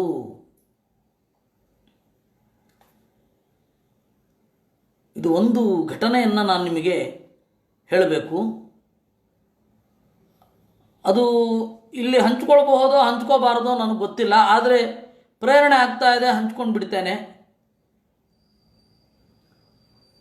ಒಬ್ಬರಿಗೆ ಹರಿವಂಶ ಹೇಳಿ ಮಕ್ಕಳಾಗಬೇಕು ಅಂತ ಹೇಳಿದ್ರು. ಆಯಿತು, ಹರಿವಂಶ ಹೇಳೋಷ್ಟು ಟೈಮ್ ಇರಲಿಲ್ಲ ನನಗೆ. ಯಾಕೆಂದರೆ ಹರಿವಂಶ ಶ್ಲೋಕ ಅರ್ಥ ಹೇಳದೇನೆ ಅಲ್ಲಲ್ಲಿ ಆಯ್ದ ಶ್ಲೋಕಗಳನ್ನು ಹೇಳಿ ಅರ್ಥವನ್ನು ಹೇಳಬೇಕಾದ್ರೆ 15 ದಿವಸ ಬೇಕು. ಸುಮ್ಮನೆ 7 ದಿವಸದಲ್ಲಿ ಏನೋ ಮುಗಿಸಿ ಹೋಗೋದು ಅಲ್ಲ. ಒಂದು ಹಂತದ ತನಕ ಮಾಡಿದ್ರು ಆಯಿತು. ಹಾಗೆ ಇತ್ತು. ಅದಕ್ಕೆ ನಾವು ಹಿರಿಯರು ಅಂತ ಯಾರ್ಯಾರು ಇರ್ತಾರೆ ಅವರಿಗೆಲ್ಲರಿಗೂ ಕೂಡ ನಾನು ಈ ಶ್ರೇಯಸ್ಸನ್ನು ಅರ್ಪಿಸೋದು ಉಂಟು. ನಾನು ಯಾವುದೇ ಗ್ರಂಥವನ್ನು ಓದಿದಾಗ ಅದು ನಾನು ಅಂದುಕೊಂಡದಕ್ಕಿಂತ ಜಾಸ್ತಿ ಆದರೆ ಅದನ್ನು ನಮ್ಮ ಡಾಕ್ಟ್ರನ್ನ ನೆನಪಿಸ್ಕೊಳ್ತೇನೆ, ನಮ್ಮ ತಂದೆಯವ್ರನ್ನಂತೂ ನೆನಪಿಸ್ಕೊಳ್ತೇನೆ. ಯಾಕೆ ಅಂದರೆ ಸುಮ್ಮನೆ ಗಡಿಬಿಡಿಯಲ್ಲಿ ಏನೋ ಒಂದು ಮಾಡಿ ಅವರಿಗೆ ಆಯಿತು ಅವ್ರಿಗೆ ಪ್ರೀತಿ ಆಗಲಿ ಅಂತ ಹೇಳೋದಲ್ಲ. ಅದು ನೆನಪು ಒಂದು ಮೂಲೆಯಲ್ಲಿ ನಿರಂತರವಾಗಿರಬೇಕು. ಅದು ತೋರಿಸೋದು ಅಗತ್ಯ ಇಲ್ಲ. ಹಾಗೆ ಹರಿವಂಶ ಹೇಳಬೇಕು, ಮಕ್ಕಳಾಗತ್ತೆ. ಹರಿವಂಶ ಪಾರಾಯಣ ಮಾಡಿ ಅವರ ಪರವಾಗಿ ಅದರ ಕಥೆಯ ಸಾರವನ್ನು ಅವ್ರಿಗೆ ಹೇಳಿದರು, ಆಗತ್ತೆ. ನನಗೆ ಅದಕ್ಕೆ ಯಾವುದಕ್ಕೂ ಟೈಮ್ ಇರಲಿಲ್ಲ. ಅದಕ್ಕೆ ಆವಾಗ ನಾನು ಹೇಳಿದೆ, ಇಲ್ಲ, ನಾನು 4 ದಿವಸ ಪುರುಷ ಸೂಕ್ತದ ಅರ್ಥ, ಶ್ಲೋಕ ಅರ್ಥ ಅಷ್ಟೇ ಹೇಳ್ತೇನೆ ಅಂತ ಅದು ಹೇಳಿದೆ. ಅದಾಗಿ 1 ತಿಂಗಳಾದ ಮೇಲೆ ಅವರ ಮನೆಯವರು ಯಾವುದೋ ಒಂದು ಫಂಕ್ಷನ್ನಲ್ಲಿ, ನಮ್ಮ ರಾಮಚಂದ್ರ ಅವರ ಮನೆಯ ಫಂಕ್ಷನ್ನಲ್ಲಿ, ನೀವು ಅವತ್ತು ಹೇಳಿದ್ರಿ ಅದಾಗಲೇ ಇಲ್ಲ ಅಂತಂದರು. ನಾನು ಹೇಳಿದೆ, ಇದಕ್ಕೆ 9 ತಿಂಗಳಾದ್ಮೇಲೆ ನನಗೆ ಹೇಳಬೇಕು ನೀವು, ಈಗಲ್ಲ. ಆಮೇಲೆ ಎಲ್ಲಕ್ಕಿಂತ ಮಿಗಿಲಾಗಿ ಇನ್ನೇನೋ ತಪ್ಪು ನಡೆದಿರಬೇಕು, ನೋಡಿಕೊಳ್ಳಿ ಅಂತ ಹೇಳಿದೆ. ಆಮೇಲೆ ಅದು ಗೊತ್ತಾಯಿತು, ನಾವು ಪುರುಷ ಸೂಕ್ತ ಮಾಡಿದ್ರೆ ಸರಿನಾ, ಹುಡುಗ ಹುಡುಗಿ ಒಂದಾಗಬೇಕಲ್ಲ, ಅದೇ ಆಗ್ತಾ ಇರಲಿಲ್ಲ, ಏನೋ ಕಮ್ಯುನಿಕೇಷನ್ ಗ್ಯಾಪಿನಿಂದ. ಆಮೇಲೆ ಆಯಿತು, ಮಕ್ಕಳಾಯ್ತು, ಅದು ಬೇರೆ. ಈ ಹೇಳೋದು ಕರ್ಮಗಳನ್ನು ಅರ್ಪಣೆ ಮಾಡಬೇಕು. ಕರ್ಮವನ್ನು ಅರ್ಪಣೆ ಮಾಡುವಾಗ ಆ ನಿರ್ಭರತೆ, ಎಲ್ಲ ಭಾರವನ್ನು ನಮ್ಮ ಮೇಲೆ ಹಾಕಿಕೊಳ್ಳೋದು, ಅಥವಾ ನಾವು ಮಾಡಿದ್ದೇವೆ ಅದು ಅವನು ಕೊಡಬೇಕು ಅಂತ ಎಕ್ಸ್ಪೆಕ್ಟ್ ಮಾಡೋದು, ಇವುಗಳನ್ನೆಲ್ಲ ಮಾಡಬಾರ್ದು. ಆ ಭಾವನೆ ಇದ್ದರೆ ಯಾಕೆ ಫಲ ಕೊಡೋಲ್ಲ, ಕೊಟ್ಟೇ ಕೊಡುತ್ತೆ. ಫಲ ಕೊಡಬೇಕು ಅಂತಾದರೆ ನೀವು ವ್ಯಾಪಾರ ದೃಷ್ಟಿಯಿಂದ ಯೋಚನೆ ಮಾಡಬೇಡಿ. ತೀವ್ರವಾದ ವ್ಯಾಪಾರ ಆಗಲ್ಲ ಅಂತ ಹೇಳಿದರೆ ನೀವು ಆ ಪುರೋಹಿತರಿಗೆ ಹೇಳಿ, ನನಗೆ ಇವತ್ತು ಸ್ವಲ್ಪ ಕಡಿಮೆ ಕೊಡಲಿಕ್ಕಾಗತ್ತೆ, ಮತ್ತೆ ನಾನು ಇದನ್ನು ಕೊಡ್ತೇನೆ ಅಂತ ಹೇಳಿ. ತೀವ್ರ ವ್ಯಾಪಾರಿಗಳ ತರಹ, ಇಲ್ಲ ನಾವು ತರಕಾರಿ ವ್ಯಾಪಾರ ಮಾಡ್ತೇವಲ್ಲ ಆ ತರಹ ಮಾಡೋದು ಬೇಡ. ಫಲ ಸಿಗಬೇಕು ಅಂತಂದರೆ ಮುಕ್ತವಾದ ಮನಸ್ಸಿನಿಂದ ನಾವು ಕರ್ತವ್ಯ ಮಾಡ್ತೇವೆ, ಇನ್ನು ಉಳಿದದ್ದು ದೇವರಿಗೆ ಬಿಡೋದು ಅಂತ ಇಟ್ಕೊಂಡು ಮಾಡಿ, ಖಂಡಿತ ಸಿಕ್ಕೇ ಸಿಗುತ್ತೆ. ಅದರಿಂದ ನಿವರ್ತೇತ ಅಂದರೆ ಆ ಹಿನ್ನೆಲೆ ಅಂದರು. ನಿವರ್ತನ ಅಂತಂದರೆ ಇದರ ಫಲದ ಆಸೆಯನ್ನು ಉತ್ಕಟವಾಗಿ ಮಾಡದೇ ಇರೋದು. ಯಥೋ ಯಥೋ ನಿವರ್ತೇತ ವಿಮುಚ್ಚೇತ ತತಸ್ತತಃ. ಎಷ್ಟು ಎಷ್ಟು ಅವನು ಹಿಂದೆ ಸರಿತಾನೆ ಅಷ್ಟು ಅಷ್ಟು ವಿಮುಚ್ಚೇತ, ಆ ಕರ್ಮದ ಸೈಡ್ ಎಫೆಕ್ಟ್ಸ್ಗಳಿಂದ ಬಿಡುಗಡೆಗೊಳ್ಳುತ್ತಾನೆ. ಏಷ ಧರ್ಮೋ ನೃಣಾಂ ಕ್ಷೇಮ ಶೋಕಮೋಹ ಭಯಾಪಹ. ಇದು ಮನುಷ್ಯರಿಗೆ ಶ್ರೇಯಸ್ಕರವಾದ ಧರ್ಮ. ಏಷ ಧರ್ಮೋ ನೃಣಾಂ ಕ್ಷೇಮ ಶೋಕ ಮೋಹ ಭಯ ಅಪಹ. ಇದು ನೃಣಾಂ ಕ್ಷೇಮ, ಸಜ್ಜನರಿಗೆ ಅತ್ಯಂತ ಕ್ಷೇಮವಾದ ದಾರಿ. ಈ ದಾರಿ ಏನಿದೆ ಅದು ಪರ್ಫೆಕ್ಟ್ ಆಗಿರುವಂತಹ ದಾರಿ. ಇಲ್ಲ ಅಂತ ಹೇಳಿದ್ರೆ ಭಯ, ನಮ್ಮ ತಲೆ ಮೇಲೆ ಹಾಕಿಕೊಂಡ್ರೆ ಅದು ಇಲ್ಲದ್ದೇ ಭಯ. ಮಾಡ್ತೇನಪ್ಪ ಕೆಲಸ, ಯಾಕೆಂದರೆ ಈ ತರಹದೊಂದು ಸೂಚನೆ ಬಂದಿದೆ ಅಂತ ಹೇಳಿ ಮುಂದುವರಿಬೇಕು. ವಿಷಯೇಚು ಗುಣಧ್ಯಾನಾತ್ ಪುಂಸಸ್ಸಂಗಸ್ತತೋ ಭವೇತ್. ಇದನ್ನೇ ಗೀತೆಯಲ್ಲೂ ಹೇಳಿದ್ದು, ಮಯಿ ಸನ್ಯಸನಾದೇವ ಸಿದ್ಧಿಂ ಮಯಿ ಸರ್ವಾಣಿ ಕರ್ಮಾಣಿ ಸನ್ಯಸ್ಯ ಅಧ್ಯಾತ್ಮ ಚೇತಸ. ನನ್ನಲ್ಲಿ ಎಲ್ಲ ಕರ್ಮವನ್ನು ಅರ್ಪಣೆ ಮಾಡಬೇಕು ಅಂತ ಕೃಷ್ಣ ಹೇಳಿದ್ದು. ವಿಷಯೇಚು ಗುಣಧ್ಯಾನಾತ್ ಪುಂಸಸ್ಸಂಗಸ್ತತೋ ಭವೇತ್. ಸಂಗಾದೇವ ಭವೇತ್ ಕಾಮಃ ಕಾಮಾದೇವ ಕಲಿರ್ನೃಣಾಂ ಕಲೇರ್ದುರ್ವಿಷಃ ಕ್ರೋಧಃ ಯತಸ್ತದನುವರ್ತತೆ ತಮಸ್ತದನುವರ್ತತೆ ತಮಸಾ ಗ್ರಸ್ಯತೆ ಪುಂಸಃ ಚೇತನಾ ವ್ಯಾಪಿನಿ ಧೃತಂ. ಈ ಕರ್ಮದ ಕೆಲಸ, ಕರ್ಮ ಅನ್ನೋದು ನಮಗೆ ಇವತ್ತು ಇಷ್ಟು ಬಹಳ ಸಹಜವಾಗಿ ತೋರುತ್ತೆ. ಆದರೆ ಅದು ಸ್ಟೋರ್ ಆದರೆ ಮಾತ್ರ ಜನ್ಮ ಜನ್ಮಾಂತರಕ್ಕೂ ಕಾಡುತ್ತೆ. ಸಂಸ್ಕಾರೋ ಬಲವಾನ್ಯತಃ ಅಂದರು ಆಚಾರ್ಯರು ಗೀತಾ ಭಾಷ್ಯದಲ್ಲಿ. ಸಂಸ್ಕಾರ ಅನ್ನೋದು ಬಹಳ ಪ್ರಬಲ, ಜನ್ಮ ಜನ್ಮಾಂತರಗಳಲ್ಲಿ ಅದು ಕಾಡುತ್ತೆ ಅಂತ. ಅದರಿಂದಾಗಿ ನಮ್ಮ ಈ ಒಂದು ಕ್ರಿಯೆಯ ಹಿಂದೆ ಯಾವ ಜನ್ಮದ ಸಂಸ್ಕಾರ ಇರುತ್ತೋ ಅಂತ ಯೋಚನೆ ಮಾಡಬೇಕಾಗತ್ತೆ. ಅದರಿಂದ ಹೊರಗಡೆ ಬರೋದು ಕಷ್ಟ, ಬರಬೇಕಾಗತ್ತೆ. ಯಾಕೆ ಎಲ್ಲರಿಗೂ ನಿರ್ಲಿಪ್ತಿ ಸಾಧ್ಯ ಇಲ್ಲ ಅಂತ ಹೇಳಿದ್ರೆ, ಅವರು ಅಷ್ಟು ಉತ್ಕಟವಾಗಿ ಕರ್ಮಗಳನ್ನು ಮಾಡಿರ್ತಾರೆ. ಅದರಿಂದಾಗಿ ಅವರಿಗೆ ನಿರ್ಲಿಪ್ತಿ ಅಥವಾ ದೇವರ ಕಡೆಗೆ ಹೋಗುವಂಥದ್ದು, ಎದುರುಗಡೆ ನಡೆಯುವ ಸಮಾಜದ ಕ್ರಿಯೆಗಳು ನಮಗೆ ಸಂಬಂಧಿಸದೇ ಇಲ್ಲದೇ ಇದ್ದರೂ ಉತ್ಕಟವಾಗಿ ಅದಕ್ಕೆ ಅಂಟಿಕೊಳ್ಳೋದು, ಎಲ್ಲೋ ಘಟನೆ ನಡೆದ್ರು. ನಮ್ಮ ಅತ್ತೆ ಹೇಳಿದ್ರೆ ತಂದೆಯ ಅಕ್ಕ, ನಾವೊಂದು ದೊಡ್ಡ ದೇವಸ್ಥಾನದಲ್ಲಿ ಇದ್ವಿ ಮೊದಲು. ಅಲ್ಲಿ ಬಾಗಿಲುಗಳು ಸರಿ ಇರಲಿಲ್ಲ. ಅದೇ ಮನೆ ಅದೇ ದೇವಸ್ಥಾನ, ಹಾಗಿತ್ತು ಅದು. ಅಲ್ಲಿ ಪ್ರತಿ ದಿವಸ ಪೇಪರ್ ಓದೋದು ಅವಳು. ಪೇಪರ್ ಓದಿ ಎಲ್ಲೋ ಆಗುವ ದರೋಡೆಗಳನ್ನೆಲ್ಲ ಇಲ್ಲಿ ತಲೆಬಿಸಿ ಮಾಡಿಕೊಂಡು ಅಲ್ಲಿ ಬಟ್ಟೆ ತುರ್ಕೋದು, ಬಾಗಿಲ ನಡುವೆ ಸ್ವಲ್ಪ ಗ್ಯಾಪ್ ಇರ್ತಿತ್ತು, ಅದಕ್ಕೆ ಬಟ್ಟೆ ತುರ್ಕೋದು. ಒಂದಿಷ್ಟು ಬಟ್ಟೆ ಇತ್ತು, ಎಲ್ಲ ಕಡೆ ತುರ್ಕಿ ತುರ್ಕಿ ತುರ್ಕಿ ತುರ್ಕಿ ಅದು 1 ಗಂಟೆ ಪ್ರೊಸೆಸ್.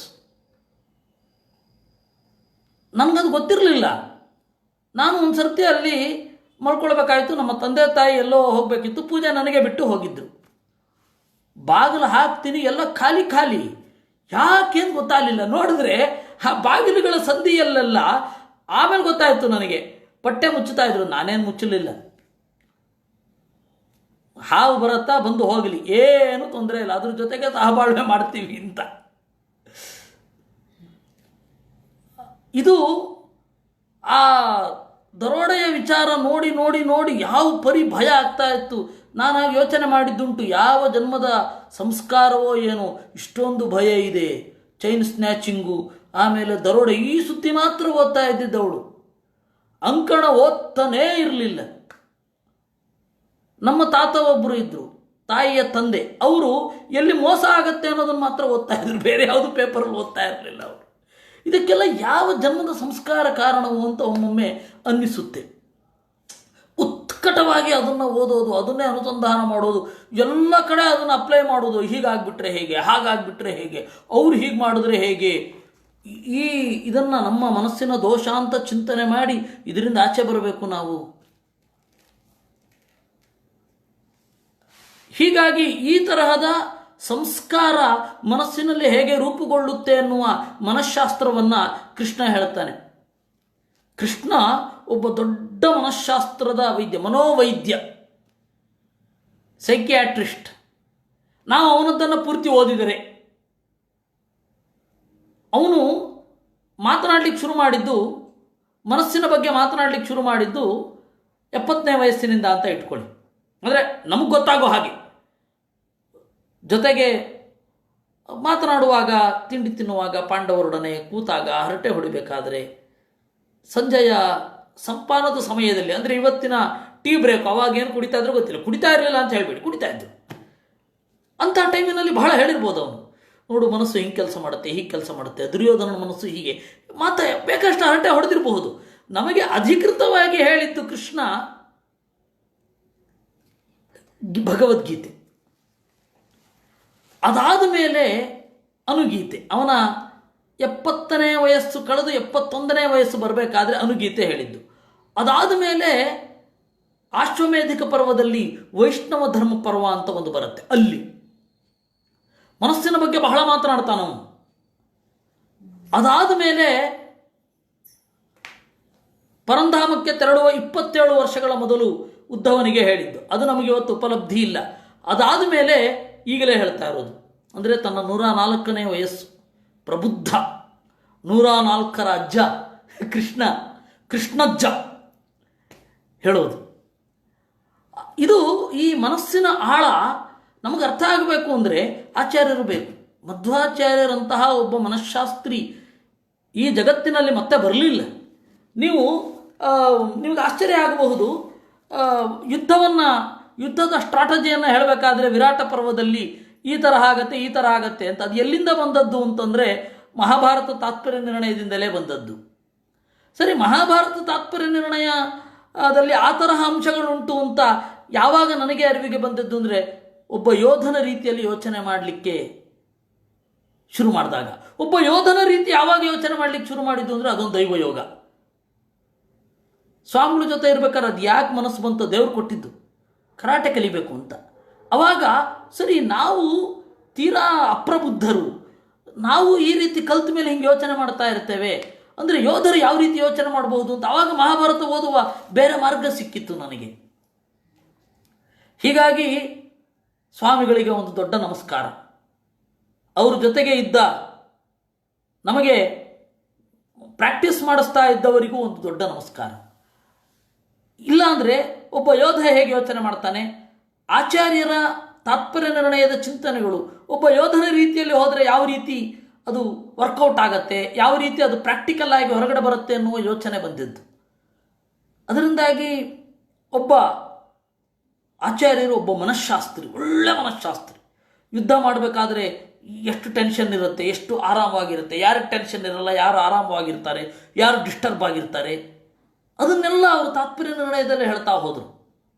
ಬಹಳ ಸೂಕ್ಷ್ಮವಾಗಿ ಗಮನಿಸಿದರೆ ಕರೆಕ್ಟಾಗಿ ನಿಲ್ಲದೇ ಇದ್ದದ್ರಿಂದಾಗಿ ಯಾರು ಕೆಳಗಡೆ ಬಿದ್ದರು ಅಂತ ಕೂಡ ಹೇಳ್ತಾರೆ. ದ್ರೌಪದಿಯ ವಿವಾಹದ ಸಂದರ್ಭದಲ್ಲಿ ಧನುಸನ್ನು ಎತ್ತಲಿಕ್ಕೆ ಹೋದಾಗ ಜರಾಸಂಧನಲ್ಲಿ ಒಂದು ಉಡಾಫೆ ಇತ್ತು, ಅದರಿಂದಾಗಿ ಅವನು ಸರಿಯಾಗಿ ಕಾಲೂರಲಿಲ್ಲ, ಅಂದರೆ ಸ್ಟಡಿಯಾಗಿ ನಿಂತಿರಲಿಲ್ಲ, ಆದ್ದರಿಂದಾಗಿ ಬಿಲ್ಲನ್ನು ಎತ್ತಲಿಕ್ಕಾಗದೆ ದಬಕಂತ ಮುಗ್ಗರಿಸ್ಕೊಂಡ ಅಂತ ಹೇಳ್ತಾರೆ.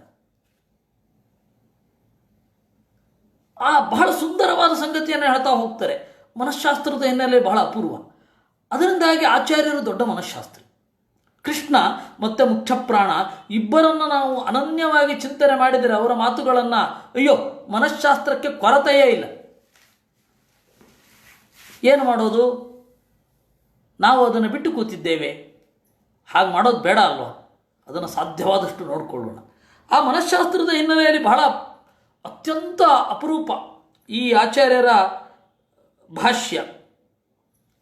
ಅದರಿಂದಾಗಿ ನನಗೆ ಒಮ್ಮೊಮ್ಮೆ ಅನಿಸೋದು ಆಚಾರ್ಯರ ತಾತ್ಪರ್ಯವನ್ನು ಹೇಳಿ ಆಮೇಲೆ ಉಲ್ಟಾ ಹೋಗಬೇಕು ಅಂತ. ವಿಷಯೇಚು ಗುಣಧ್ಯಾನಾತ್, ವಿಷಯ ಪದಾರ್ಥಗಳನ್ನು ಗುಣ ಅಂತ ಚಿಂತನೆ ಮಾಡೋದ್ರಿಂದಾಗಿ ಪುಂಸಸ್ಸಂಗಸ್ತತೋ ಭವೇತ್, ಅದರಲ್ಲಿಯೇ ಮನಸ್ಸು ನೆಡುತ್ತೆ. ಅದಕ್ಕೆ ಆಚಾರ್ಯರು ಬರೆದರು, ದೋಷಿಣೋ ಗುಣವತ್ವೇನ ಶ್ರೂಯಂತೆ ವಿಷಯ ಸದಾ. ಒಬ್ಬ ಮನೋದೋಷ ಇರುವವನಿಗೆ ವಿಷಯ ಪದಾರ್ಥಗಳಲ್ಲಿ ಗುಣ ಕಾಣಲಿಕ್ಕೆ ಶುರು ಆಗುತ್ತೆ ಎಂದರು. ಬೇಸಿಕ್ ಅದು ನೋಡಿ. ಇದಕ್ಕೊಂದು ಒಳ್ಳೆ ಉದಾಹರಣೆ ಕೊಡ್ತೇನೆ. ವಿದೇಶದಲ್ಲಿ, ವಿಶೇಷತಃ ರಷ್ಯಾದಲ್ಲಿ ರಾಜರ ದುರಾಡಳಿತ ಇತ್ತು. ಆ ರಾಜರ ದುರಾಡಳಿತ ಇದ್ದದ್ರಿಂದಾಗಿ ಆ ಝಾರ್ ದೊರೆಗಳ ಇದು ಚೆನ್ನಾಗಿರಲಿಲ್ಲ. ಆಮೇಲೆ ಬೋಲ್ಶೆವಿಕ್ಕು ಮತ್ತು ಈ ತರಹದ ಪ್ರಭೇದಗಳಾಯಿತು. ಅವರಿಬ್ಬರ ಸಂಘರ್ಷ, ವರ್ಗ ಸಂಘರ್ಷ ಎಲ್ಲ ಬಹಳ ದೊಡ್ಡ ಮಟ್ಟದಲ್ಲಿ ಬೆಳೀತಾ ಹೋಯಿತು. ಕಮ್ಯುನಿಸಮ್ಗೆ ನಾಂದಿ ಆಯಿತು. ಆ ಕಮ್ಯುನಿಸಮ್ ಇಡೀ ಪ್ರಪಂಚದಲ್ಲಿ ಇವತ್ತು ನುಂಗಲಾರದ ತುತ್ತಾಗಿ ಚೀನಾದ ಮೂಲಕ ಕಮ್ಯುನಿಸಮ್ ನಿಂತುಬಿಟ್ಟಿದೆ. Communism, marxism, naxalism, whatever you call. ಇದೇ ಭಾರತೀಯರಿಗಾಗಲಿಲ್ವ ಇದು? ರಾಜರೆಲ್ಲ ಒಳ್ಳೆಯವರೇ ಇದ್ದೀರಾ? ಭರ್ತೃಹರಿ ಹೇಳ್ತಾನೆ, ನ ನಟಾನ ವಿಟಾನ ಗಾಯಕ ಸ್ತನಭಾರಾನ ಮಿತಾನ ಯೋಷಿತ. ನಾವ್ಯಾಕಪ್ಪ ರಾಜರಿಗೆ ಬೇಕು? ನಾವು ನಟರಲ್ಲ, ದುರಭ್ಯಾಸಗಳಿಗೆ ಇಂಬು ಕೊಡುವ ವಿಟರಲ್ಲ, ಹಾಡುಗರಲ್ಲ, ನಟಿಯರೂ ಅಲ್ಲ. ನಮ್ಮ ಮೇಲೆ ಯಾಕೆ ಇಂಟ್ರೆಸ್ಟ್ ಬರುತ್ತೆ ರಾಜರಿಗೆ?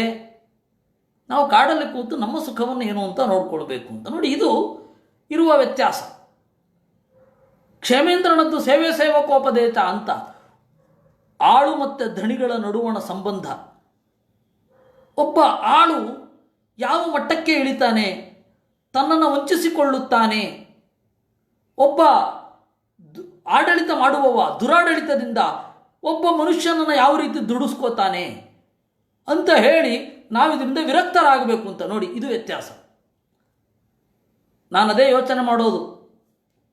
ಒಬ್ಬ ಜೇಬಿನಲ್ಲಿ ಬೆಣ್ಣೆ ತುಂಬಿಕೊಂಡಿರ್ತಾನೆ. ಆ ಬೆಣ್ಣೆಯನ್ನು ಹುಡುಕಿಕೊಂಡು ಇರುವೆಗಳು ಬಂದು ಕಚ್ಚಲಿಕ್ಕೆ ಶುರು ಆಗುತ್ತೆ.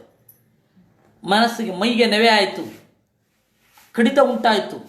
ಆಗ ಸೆಂಟ್ ಹಾಕಿಕೊಳ್ಳೋದು, ಹೊರಗಡೆಯಿಂದ ಔಷಧ ತೆಗೆದುಕೊಳ್ಳೋದು, ಇವೆಲ್ಲ ವಿದೇಶಿಯರ ಕಾನ್ಸೆಪ್ಟ್. ನಮ್ಮ ಬಟ್ಟೆಯನ್ನು ಮೊದಲು ಬಿಚ್ಚಿ, ಅಯ್ಯೋ ಇಲ್ಲಿ ಬೆಣ್ಣೆ ಇದೆ, ಅದಕ್ಕೆ ಇರುವೆ ಬಂದಿದೆ ಅಂತ ಆ ಬೆಣ್ಣೆಯನ್ನು ಪಕ್ಕದಲ್ಲಿಟ್ಟು ಆಮೇಲೆ ಸ್ನಾನ ಮಾಡಿ ಶುದ್ಧರಾಗೋದು ಭಾರತೀಯರ ಕಾನ್ಸೆಪ್ಟ್. ಇದು ಎಲ್ಲ ವಿಚಾರದಲ್ಲೂ ಇದೇ ರೀತಿಯ ಅನ್ವಯ. ನೋಡಿ, ರಾಜರ ದುರಾಡಳಿತ ಇತ್ಯಾದಿಗಳೆಲ್ಲ ಕ್ಷೇಮೇಂದ್ರನಿಗೆ ಏನು ಅನ್ನಿಸ್ತು? ಬೇಕಾಷ್ಟು ರಾಜ್ಯ ತಿರುಗ್ಬಿಟ್ಟಿದ್ದಾನು. ಏನು ಅನ್ನಿಸ್ತು ಅವನಿಗೆ? ಇದರಿಂದೆಲ್ಲ ದೂರ ಸರಿಬೇಕು, ಒಳಗಡೆ ಸರಿಬೇಕು ಅಂತ ಅನ್ನಿಸ್ತು. ಇದು ಭಾರತೀಯರಿಗೆ ಅನಿಸೋದು. ಹೊರಗಡೆ ದುಷ್ಟತನ ಧೂರ್ತತನ ಕಂಡು ಕೂಡಲೇ ಏನೋ ಮನಸ್ಸಿಗೆ ನೆವೆಯಾದಂತೆ ಅವ್ರ ಮೇಲೆ ಎರಗಿ ಬೀಳೋದು ವಿದೇಶಿಯರದ್ದು. ಇಷ್ಟು ವ್ಯತ್ಯಾಸ ಇದೆ. ಅದರಿಂದಾಗಿ ದೋಷಿಣ ಅಂದರು ಯಾರಿಗೆ ಮನೋದೋಷ ಇರುತ್ತೆ ಅವರಿಗೆ ವಿಷಯ ಪದಾರ್ಥಗಳು ಗುಣವಾಗಿ ಕಾಣುತ್ತೆ ಅಂದರು ಆಚಾರ್ಯರು. ಅದರಿಂದಾಗಿ ವಿಷಯೇಚು ಗುಣ ಧ್ಯಾನಾತ್, ಗುಣ ಇದೆ ಅಂತನ್ನುವ ತಿಳುವಳಿಕೆ, ಗುಣ ಇರಲ್ಲ. ಅದ್ಯಾಕೆ ದೋಷಕ್ಕೆ ಅಂದರು. ಪುಂಸಃ ಸಂಗಸ್ತತೋ ಭವೇತ್ ಅನ್ನೋದಕ್ಕೆ ಆಚಾರ್ಯರ ಮಾತು. ದೋಷಿಣೋ ಗುಣವತ್ವೇನ ಶ್ರೂಯಂತೆ ವಿಷಯ ಸದಾ. ಶಬ್ದ ಸ್ಪರ್ಶ ರೂಪ ರಸ ಗಂಧಗಳು ಮನೋದೋಷ ಇರುವವನಿಗೆ ಇಲ್ಲ ನಾವು ಇನ್ನಷ್ಟು ಪರಿಷ್ಕಾರ ಮಾಡಬೇಕು ಅಂತ ಅನ್ಸತ್ತೆ. ವಿಷಯ ಅಷ್ಟೇ ಲೆವೆಲಲ್ಲಿದ್ದರೂ ಸುಖ ಪಡುವವನ ಮೇಲೆ ಅದಿರುತ್ತೆ ಅಂತ ಅವ್ರಿಗನ್ಸೋಲ್ಲ. ವಿಷಯ ಅದೇ ಶಬ್ದ, ಗೀತೆ ಅದೇ ಶಬ್ದ, ಸಂಗೀತ ಅದೇ ಶಬ್ದ. ಆದರೆ ಸಂಗೀತದ ಆಳಕ್ಕೆ ಇಳಿದವನಿಗೆ ಎಷ್ಟೆತ್ತರ ಅಂತ ಅನ್ಸುತ್ತೆ. ಸಂಗೀತದಲ್ಲೇ ಆಳಕ್ಕೆ ಇಳಿಯದವನಿಗೆ ಅಳ್ತಾ ಇದ್ದಾರೆ ಅಂತ ಆಲಾಪ, ಏನು ಅಳ್ತಾರಪ್ಪ ಅಂತ ಅನ್ನಿಸ್ಬಿಡುತ್ತೆ. ಅದರಿಂದಾಗಿ ಹೇಳಿದ್ದು ಆಚಾರ್ಯರು, ದೋಷಿಣೋ ಗುಣವತ್ವೇನ, ಯಾರಿಗೆ ಮನೋದೋಷ ಇರುತ್ತೆ ಅವರಿಗೆ ವಿಷಯಗಳೆಲ್ಲ ಗುಣದಂತೆ ಕಾಣುತ್ತೆ, ಕೇಳುತ್ತೆ. ಅಸತಾಂ ಸಂಗತೇಸ್ತೇಚು ದೋಷಾಶ್ರೇತು ಸುದುರ್ಲಭಾ. ಸರಿ, ಅದು ದೋಷ ಅಂತ ಯಾಕೆ ಕಾಣೋಲ್ಲ? ಈ ಹೊರಗಡೆಯ ಅನಿತ್ಯವಾದ ವಿಚಾರಗಳಲ್ಲಿ ನಾವು ಇಷ್ಟು ಪರ್ಫೆಕ್ಷನನ್ನು ಎಕ್ಸ್ಪೆಕ್ಟ್ ಮಾಡೋದು ದೋಷ ಅಂತ ಯಾಕೆ ಅನಿಸೋಲ್ಲ? ಯಾಕೆಂದರೆ ಅಸಜ್ಜನರ ಸಂಸರ್ಗ, ಅವರಿಗೆ ದೋಷಗಳೇ ಗೊತ್ತಾಗಲ್ಲ. ನೋಡಪ್ಪ, ಪ್ರಕೃತಿಯಲ್ಲಿ ಸಹಜವಾದ ಶಬ್ದ ಇದೆ, ಈ ಶಬ್ದವನ್ನು ನೀನು ಆಸ್ವಾದನೆ ಮಾಡು, ಸುಖವಾಗಿರು ಅನ್ನಲ್ಲ. ಇವರೇನು ಮಾಡ್ತಾರೆ, ಅದರಲ್ಲಿನ ದೋಷ ಅದನ್ನು ಬಿಡ್ತಾರೆ. ಈ ಹಿನ್ನೆಲೆಯಿಂದ ಅಸತಾಂ, ಅಸಜ್ಜನರ ಸಂಘ ಇರೋದರಿಂದಾಗಿ ಇದರಲ್ಲಿ ದೋಷ ಇದೆಯೋ ಗುಣ ಇದೆಯೋ ಏನೂ ಗೊತ್ತಾಗಲ್ಲ. ದೋಷ ಅಂತಲೇ ಅನಿಸಲ್ಲ. ಇದು ನಮ್ಮ ಮೇಲೆ ಯಾವ ರೀತಿ ಪರಿಣಾಮ ಆಗುತ್ತೆ, ಈ ಸಂಗೀತ ಮನಸ್ಸಿನ ಮೇಲೆ ಯಾವ ರೀತಿ ಪರಿಣಾಮ ಆಗುತ್ತೆ, ಮನಸ್ಸಿನ ಒಳಗಿನ ಬಾಗಿಲನ್ನು ಯಾವ ರೀತಿ ಶಾಶ್ವತವಾಗಿ ಮುಚ್ಚತ್ತೆ, ಇದು ಯಾವುದೂ ಗೊತ್ತಾಗಲ್ಲ ಅವರಿಗೆ. ಯಾಕೆಂದರೆ ಸಜ್ಜನರ ಸಂಘ ಇಲ್ಲ, ಅವರಿಗೆ ಬಿಡಿಸಿ ಹೇಳುವವರಿಲ್ಲ. ಆ ಕಾರಣದಿಂದ ಅದರಿಂದ ಹೇಳಿದ್ರು, ಅಸತಾಂ ಸಂಗತೇಸ್ತೇಷು ದೋಷಾಶ್ರೇತು ಸುದುರ್ಲಭಾ ಅಥೋ ನಿತ್ಯ ಗುಣಧ್ಯಾನಾತ್ ತದ್ಗುಣೇ ಪ್ರೀತಿಮಾನ್ ಭವೇತ್. ಅದರಿಂದ ಕೃತಕವಾದ ವಿಷಯ ಪದಾರ್ಥಗಳಲ್ಲಿ ಗುಣ ಇದೆ. ಸಹಜವಾದ ಪ್ರಕೃತಿ ಅನ್ನೋದು, ಪ್ರಕೃತಿಯಿಂದ ಸಹಜವಾಗಿ ಗುಣವನ್ನು ಸ್ವೀಕಾರ ಮಾಡೋದು ಪ್ರಿಮಿಟಿವ್ ಸೊಸೈಟಿ ಅಂತ ಅಂದುಕೊಂಡ್ಬಿಡ್ತಾನೆ. ಅವೆಲ್ಲ ದೋಸ್ ಆರ್ ಪ್ರಿಮಿಟಿವ್. ಈಗಿನವ್ರಿಗಿರುವ ದೊಡ್ಡ ಭ್ರಮೆ ಅದು. ನಾವು ಮುಂದೆ ಬಂದಿದ್ದೀವಿ ರೀ, we are modern thinkers, but we are primitive ಅಂತಾರೆ ಅವರು. ನೀವಿನ್ನು ಯಾವುದೋ ಕಾಲದಲ್ಲಿ ಯೋಚನೆ ಮಾಡ್ತಾ ಇದ್ದೀರಾ ಅಂತ. ಯಾವುದೋ ಕಾಲದ ಯೋಚನೆ ಮತ್ತೆ ಹೊಸ ರೂಪದಲ್ಲಿ ವಾಪಸ್ ಬರುತ್ತೆ ಅಂತ ಗೊತ್ತಿಲ್ಲ ಅವರಿಗೆ. ಈಗಾಗಲೇ ಸ್ವಲ್ಪ ನಾವು ಕಂಡಿದ್ದೇವೆ. ಅದರಿಂದ ಅವರೇನು ಅನ್ಕೋತಾರೆ, ಈ ರೀತಿ ಚಿಂತನೆ ಮಾಡ್ತಾರೆ, ಅದಕ್ಕೆ ಅವ್ರಿಗೆ ಪ್ರೀತಿ ಉಂಟಾಗುತ್ತೆ. ಆ ಪ್ರೀತಿಯಿಂದ ಮುಂದೆ ಯಾವ ರೀತಿ ದುಃಖ, ಮುಂದೆ ಕರ್ಮ ಸಂಸ್ಕಾರ ಹೇಗೆ, ಇಂಪ್ರೆಷನ್ ಯಾವ ರೀತಿ ಬೀಳುತ್ತೆ, ಅದು ಜೀವನದ ಇಡೀ ಯಾವ ರೀತಿ ಕಾಡುತ್ತೆ ಇತ್ಯಾದಿಗಳನ್ನೆಲ್ಲ ಭಾಗವತ ತಾತ್ಪರ್ಯ ಮತ್ತು ಭಾಗವತದ ಹಿನ್ನೆಲೆಯಲ್ಲಿ ನೋಡಿಕೊಂಡು ನಾವು ಮಾಡೋಣ ಅಂತ ಹೇಳ್ತಾ, ನಾಳೆ ಈ ಸಂದರ್ಭದಲ್ಲಿ ದೇವರನ್ನು ಮತ್ತೆ ನೋಡೋಣ, ಅವನ ಮಾತನ್ನು ಕೇಳೋಣ ಅಂತ ಹೇಳ್ತಾ ದೇವರಿಗೆ ಅರ್ಪಿಸೋಣ. ಕೃಷ್ಣಾರ್ಪಣಮಸ್ತು. ಅನೇನ ಭಾವಿ ಯತ್ಪುಣ್ಯಂ ತದಾಪ್ನೋತು ಪಿತಾಮಹ.